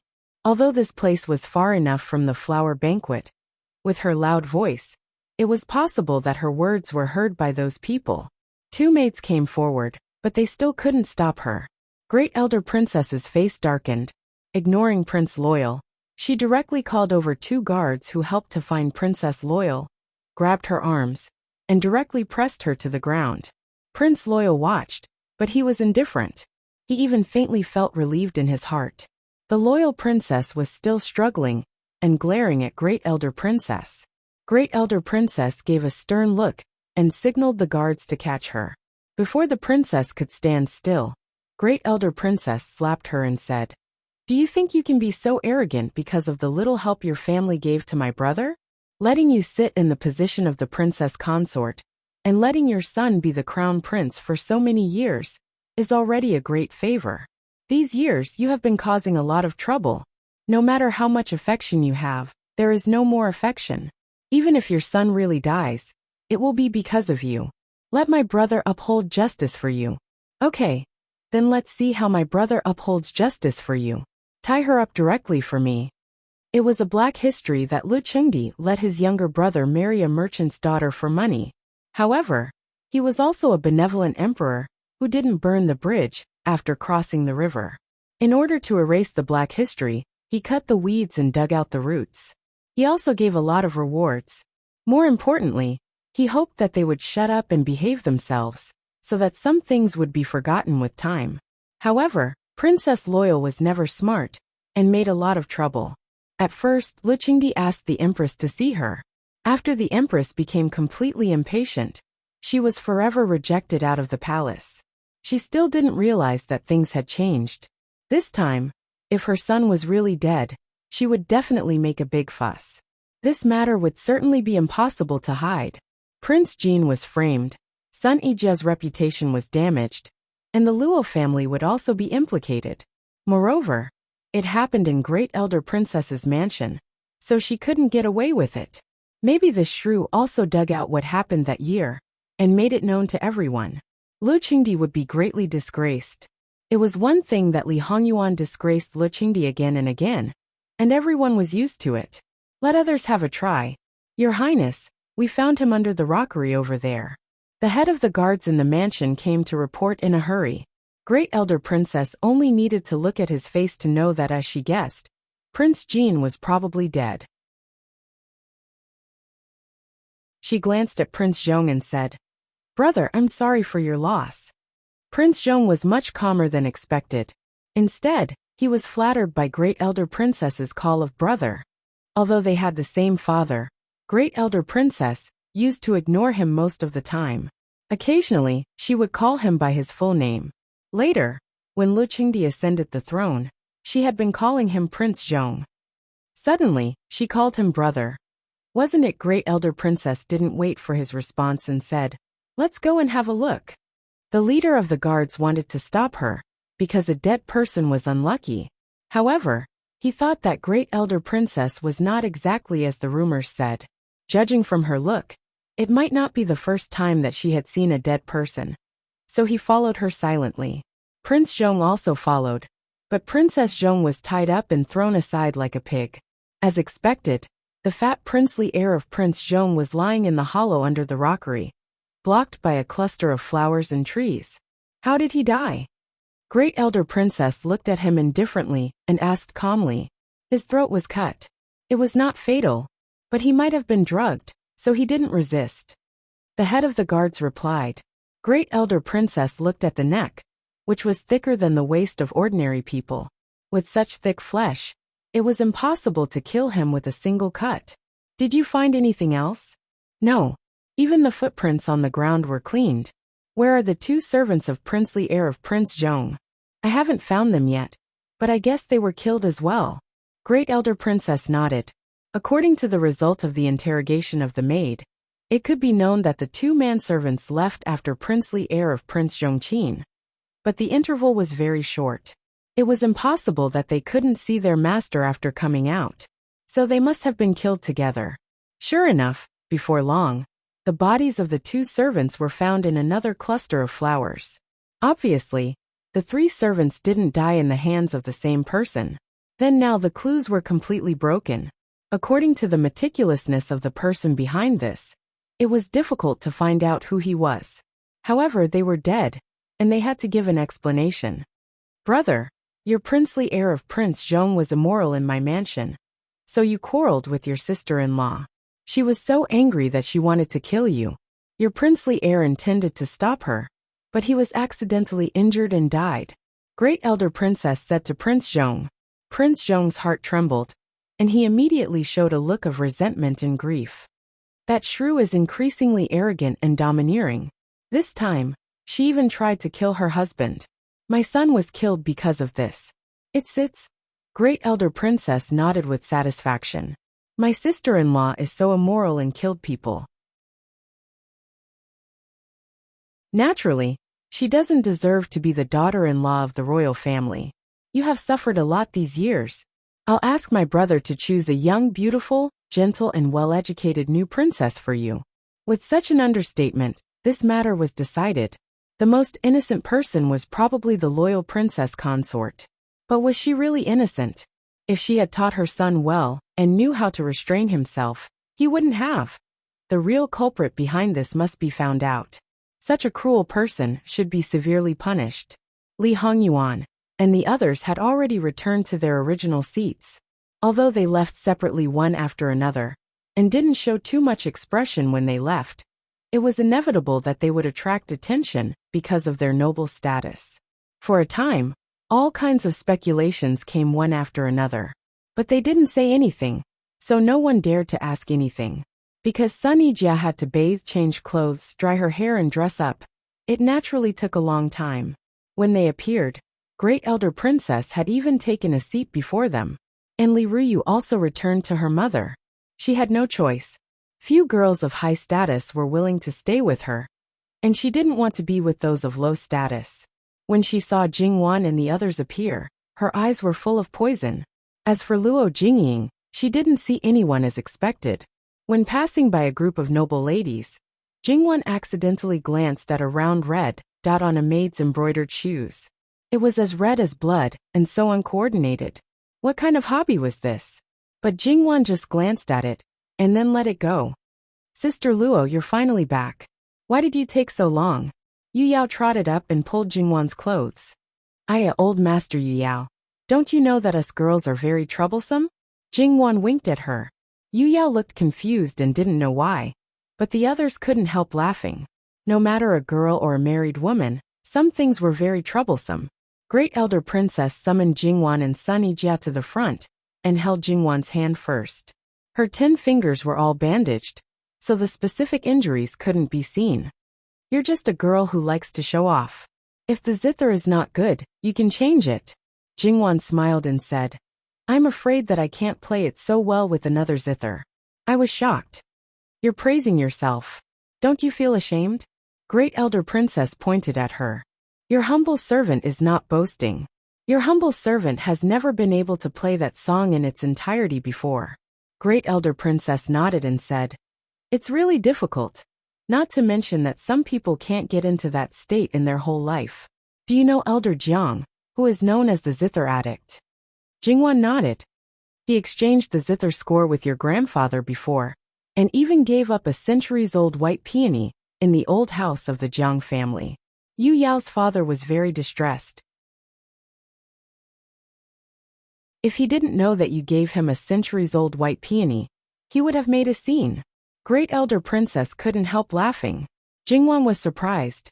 A centuries-old white peony was very attractive to Jingwan. However, she said, the zither score is not mine. Since Elder Jiang likes it, I can make a copy and give it to him. I don't need to exchange it. Actually, she learned it from her grandma in her previous life. Originally, she didn't want to take it out, but she was forced to fight back fiercely. Otherwise, people would think that she was a good person. Since he had already played it once in public, there was no need for him to hide it anymore. That's what they exchanged. We don't care. You just need to give the zither score to your grandfather. But why hasn't such a good song been released yet? Jingwan hesitated for a moment. If she were to tell a lie, she would need to cover it up in a hurry. Not to mention how tiring it would be. She might not even be able to pull it off. It's an ancient zither song. Then it's no wonder. It must have been lost before it could spread.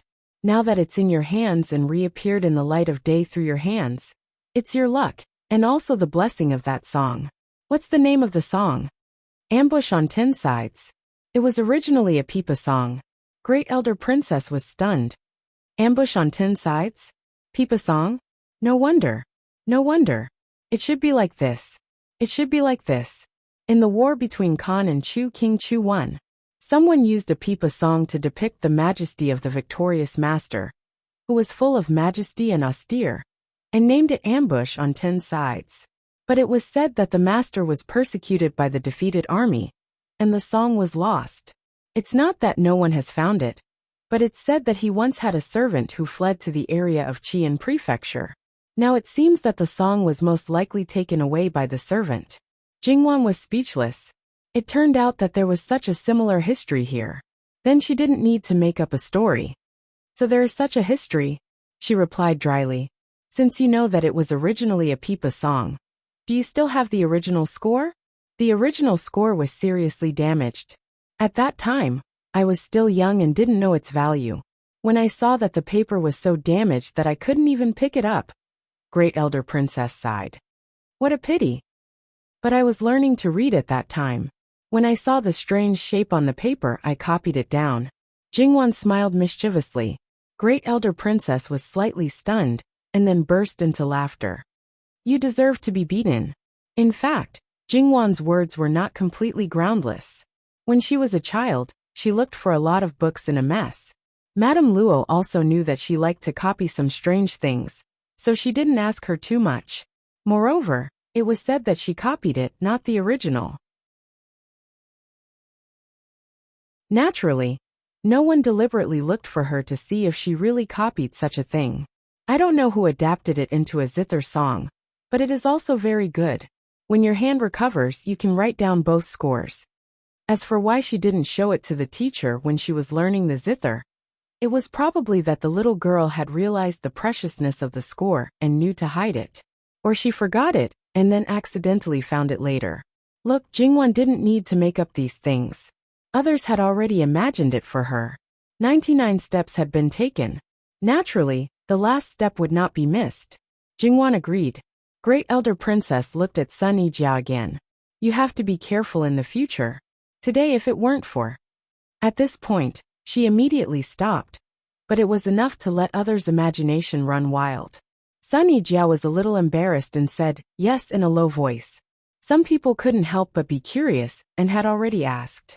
However, they were all directly dismissed by Great Elder Princess. Unable to get the answer, they couldn't help but look at Sun Yijia with inquiring eyes. After a closer look, they found some clues. It seemed that she didn't wear the same clothes before. Had she changed? And one of the hairpins on her head seemed to be missing? No one would believe that nothing had happened since she came back after such a long time. On the other side, Wan Fengfei seemed to be staring at Sun Yijia in a daze. A commandery princess beside her noticed it. Thinking of the relationship between them, she came to her ear and whispered, although she is the legal wife and you are the concubine, she is disfigured. How can she compete with you? I'm afraid that Prince Jin won't even touch her. In the future, you will have the final say in Prince Jin's mansion. Wan Fengfei blushed and whispered, don't talk nonsense. After all, she is the legal wife. After saying that, she seemed to be a little lonely. Seeing her like this, as a good friend of hers, she felt very distressed and felt very unfair for her. His Majesty is really too much. Not only did he bestow you to marry Prince Jin, he even... Shut up. If others hear it. The commandery princess curled her lips and didn't dare to continue. Only you have such a temper. Yes, she didn't have a good temper. Because of his good nature, in order to prevent Sun Yijia from suffering, he even gave her a special medicine for women. As long as she took a whiff, she would feel weak and light up. Unfortunately, that pig was too stupid.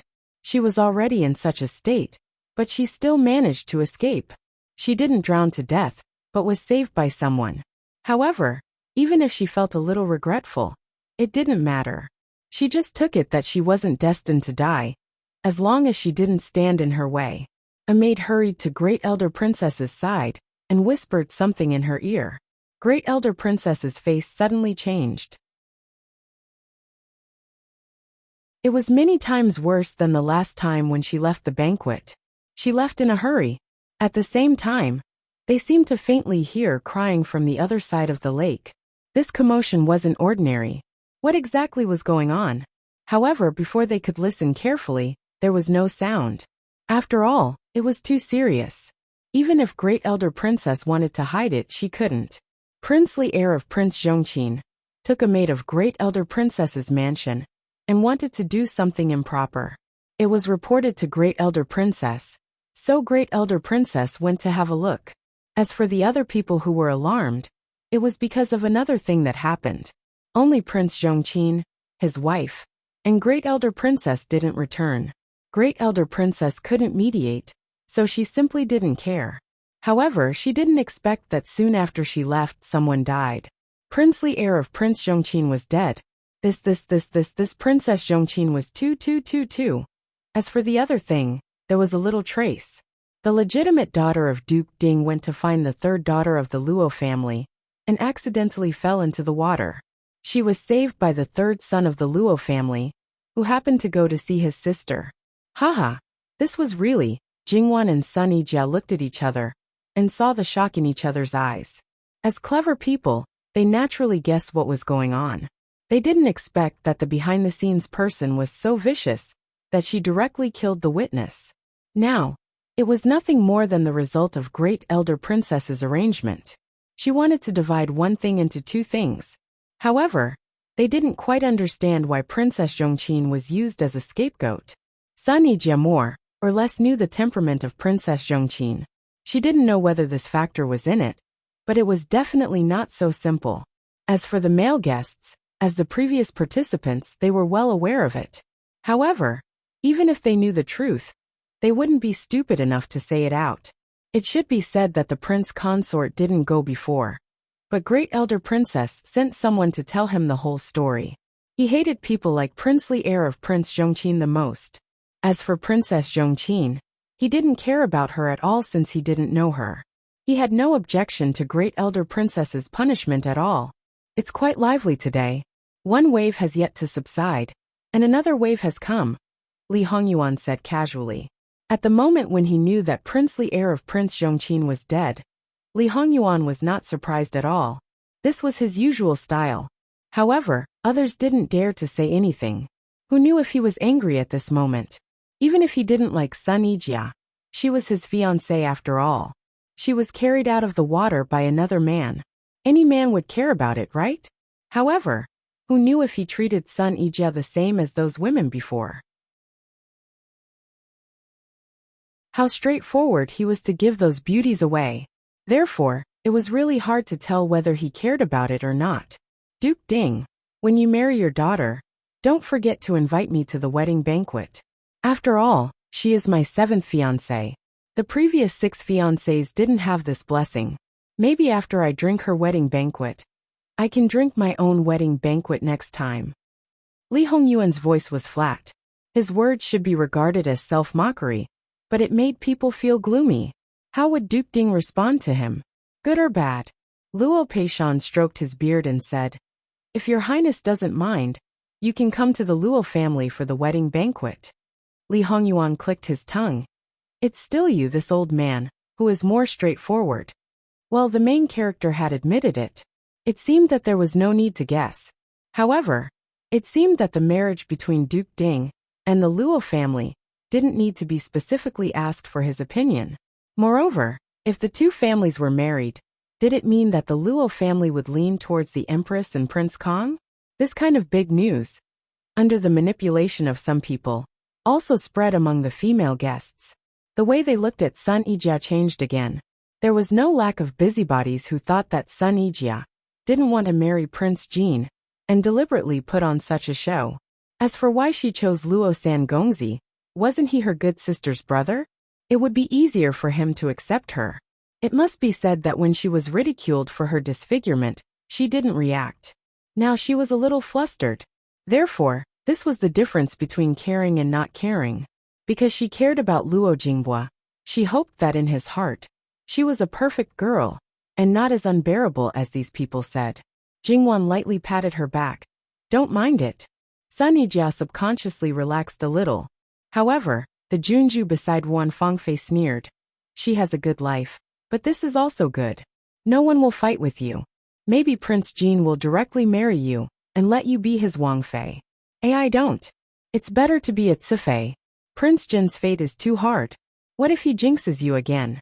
Although a Cifei status is a bit worse, there won't be any danger of jinxing you. There's also no need to worry about someone pressing down on your head. This Junju naturally didn't notice that when she said these words, in the first half, Wan Fangfei was still smiling sincerely. In the second half, it was as if there was an evil spirit condensing in the depths of her eyes, ready to crawl out and devour people at any time. Zhengfei or Cifei, this needs to be decided by the emperor. Fangfei, why don't you also imitate that person? The Junju leaned over to Wan Fangfei's ear and looked at Sun Yijia. The evil spirit in Wan Fangfei's eyes was ready to move. She finally entered Prince Jin's Wangfu with great difficulty and became the woman of the man she admired. To let her give up, do you want to die? She gently opened her mouth and said, I can't. I can't frame my father for injustice. Besides, she hurt her face. Prince Jin might not care and let go so easily, but I might not. The Junju nodded. She didn't feel that Wan Fangfei was narcissistic, but felt that her words were very correct. She didn't notice that Wan Fangfei was indirectly saying that this matter was indeed caused by Sun Yijia herself. She couldn't smoothly marry someone else. However, there were also people who felt that this matter wasn't right. For example, Li Ruyu. It seemed that what she encountered didn't match up with the rumors. However, she was smart for once and didn't stupidly say it out loud. Instead, she leaned over and whispered it to her mother. Princess Consort Chung was so angry that she almost fainted because of this daughter. She even did such a thing behind her back. If you don't want to die, swallow it back. Don't mention it to anyone. Don't mention it. But mother, that bitch. Don't mention it. She now has the support of great elder princess. Besides, you still dare to covet what Li Hongyuan asked for. How many lives do you have? This one-track-minded daughter clearly realized that something was wrong, but she still focused on other things. Really? As soon as Li Hongyuan's name came out, Li Ruyu was so scared that she shrank her neck and didn't dare to say anything. If the secret recipe is so good, it won't be leaked out after entering the palace. You will get it. Really? Li Ruyu was a little surprised. Princess Consort Chung was also helpless. Because of this daughter, she was disliked everywhere. She had Ding General Manor and the Empress as her backers, but she was still bullied everywhere. Although Ruyu was a little arrogant, she shouldn't be like this. Why did it get worse and worse? It seemed that it started from her daughter's clamor to marry brother Lin. Don't think about your brother Lin in the future. Mother, what did you say? Li Ruyu suddenly raised her voice, which attracted the attention of the people around. Princess Consort Chung hurriedly covered her mouth. Facing the dissatisfied eyes of others, she could only bite the bullet and smile apologetically. It's impossible between you and him. Just give up. If you don't want your position as a princess, and want your father to be stripped of his title, then go ahead and make a scene. You'll probably be happy if you destroy our family. Li Ruyu was stunned. How could it be so serious? But her mother didn't seem to be lying. Mother, it's not because of me, right? No. Princess Consort Chung just glanced at her indifferently and said nothing. Li Ruyu was scared. She was promoted to Infanta because of her aunt, the Empress. If she lost her title, she would be like those bitches. No, she didn't want to be like this time. Great Elder Princess came back quickly. Looking at her undulating chest, one could tell that she was very angry. Yuya, where is your game? Go on. Great Elder Princess said coldly. Well, as the birthday girl, it was reasonable that Great Elder Princess didn't want to be disbanded in such an unlucky way. They all shut up and stopped talking about these disappointing things. Great Elder Princess directly took a piece of wood and turned it over. It was third Miss Luo. Then she smiled and said, Oh, it's you again. Do you want to perform? Great Elder Princess, I have a suggestion. What do you think? What good ideas do you have? Just tell us. It's fun to get rid of the bad luck. We're just having fun here, yet we're letting them laugh at us. Jingwang glanced at the male guests. It's too unfair. We should let them make a fool of themselves, so that we can have some fun too. That's a good idea. Servants, prepare the wood pieces and send them over there. Let the childs write their names on them. If they don't want to, don't force them. Tell them that if they do well today, I'll directly report their names to His Majesty. This time, most of them would be willing to do it. The maids took the wood pieces, brushes and ink, divided into several teams, and began to write together. It didn't take much time. On the other side, under Jingwan's suggestion, they began to make a punishment program. Sister Luo, what good ideas do you have? Yu Yao pulled Jingwan's clothes and was very excited. Jingwan was all smiles, but everyone could tell that she was up to no good. How about a green waist dance? Green waist? But suddenly, they thought that it was a punishment for the male guests. They looked at each other and imagined the scene. It seemed to be very interesting. Great Elder Princess was very happy and directly made the decision. Then wear women's clothes? This could be done. Appoint another child to drink a jar of wine? This could be done. A bowl of special drink. Then Jingwan calmly told them how to make it. When Jingwan finished, they all stared at her in disbelief. It was too bad. Jingwan smiled. It was nothing. Because of many taboos, she didn't dare to say the really bad things. Perhaps inspired by Jingwan, the others also came up with bad ideas one after another. Because they were laughing so happily, the male guests were confused. Why did they feel a chill on their backs? The male guests were basically done. What about me? The maids looked at each other, and then looked at Li Hongyuan. Your Highness, that. What? In your eyes, am I not a child? They had to hand the things over with trembling hands. Li Hongyuan wrote his name quite elegantly. Li Hongming suddenly smiled. Why don't I have some fun? Although I've got a family, it shouldn't be a problem. Therefore, with these two people taking the lead, the other princes, whether married or not, all joined in. When the maids took the wood pieces back, their hands and feet were still a little trembling. After asking, they knew the reason. How should they play this time? Great Elder Princess sent another maid. Tell the content of the punishment to all the princes and princes. If you don't pass my words, you are a coward. Take the wood pieces back. If you don't blame me for going to the palace to talk to His Majesty." Therefore, Great Elder Princess was the most domineering and powerful. Even though he only sent the message to Luchingdi's sons, the other young nobles all had a green expression. Unfortunately, Great Elder Princess didn't even give them a chance to be cowards. In contrast, Li Hongyuan became the most leisurely one. The game began, but the wooden pieces were put in cloth bags. They shook them first, and then reached in to take one. Instead of the nobles taking the wood pieces, the girls took them one by one. Those princesses and Infanta had been eager to have a try. There was no such fun in the palace, so they naturally didn't hesitate at this time. The first one to take out the wood piece was a chubby boy of 11 or 12 years old. When the news spread to the male guests, they roared with laughter. The chubby boy walked to the female guest seats with a sad face. "I don't know how to do anything. Just punish me directly." Everyone was overjoyed. Great Elder Princess also waved her hand and agreed. The chubby boy probably thought that it was the same anyway. He had made a fool of himself in daily life. So he casually grabbed a pouch of punishment and then waited for the judgment of fate. After the little maid opened it and saw it, she covered her mouth and laughed. "Master, you have to eat 4 drumsticks." The chubby boy was stunned at first, and then his eyes lit up. "Really 4 drumsticks? Oh, for a fat boy like you, it's not a punishment at all." Great Elder Princess laughed so hard that she couldn't straighten up. "Your family usually doesn't allow you to eat more. Today, I decide to give you 2 more drumsticks." This time little Fatty was overjoyed. Then, he carried his 6 drumsticks and went back happily. When the men in the male guest seats saw the chubby boy, whose eyes were narrowed into slits with laughter, eating while walking, the corners of their mouths twitched. Of course, there were also those old adults who looked at him happily. Oh, it was a blessing to be able to eat. Only the chubby boy's grandfather, who was indeed a blessing to be able to eat 8 meals a day, was still full like a bottomless pit. If he continued to eat like this, he would not be worried that the family would be poor. Instead, they were worried that he would become the second princely heir of the loyal prince. Bah, he would be a dead man now. But now they couldn't stop him from eating. This boy is lucky.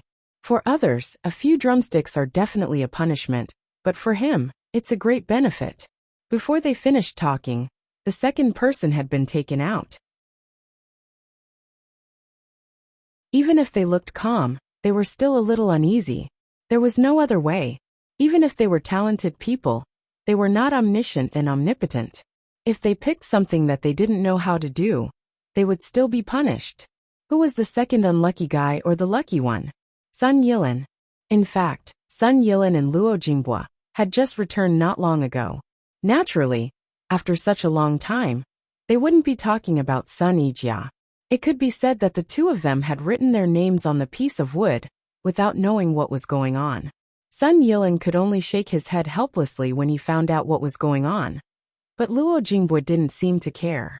Sun Yilin didn't expect that he would be picked so soon. Everyone looked at the famous young Master Lin in the capital. Speaking of which, the probability of him being punished shouldn't be high. However, there were more people who wanted to see him make a fool of himself. It wasn't entirely out of malice, but purely because they wanted to see how this young master would look like when he made a fool of himself. Seeing Sun Yilin appear, the girls in the female guest seats were a little excited. This was known as a peerless gentleman. He seemed to be proficient in zither, chess, calligraphy, painting, poetry, and singing.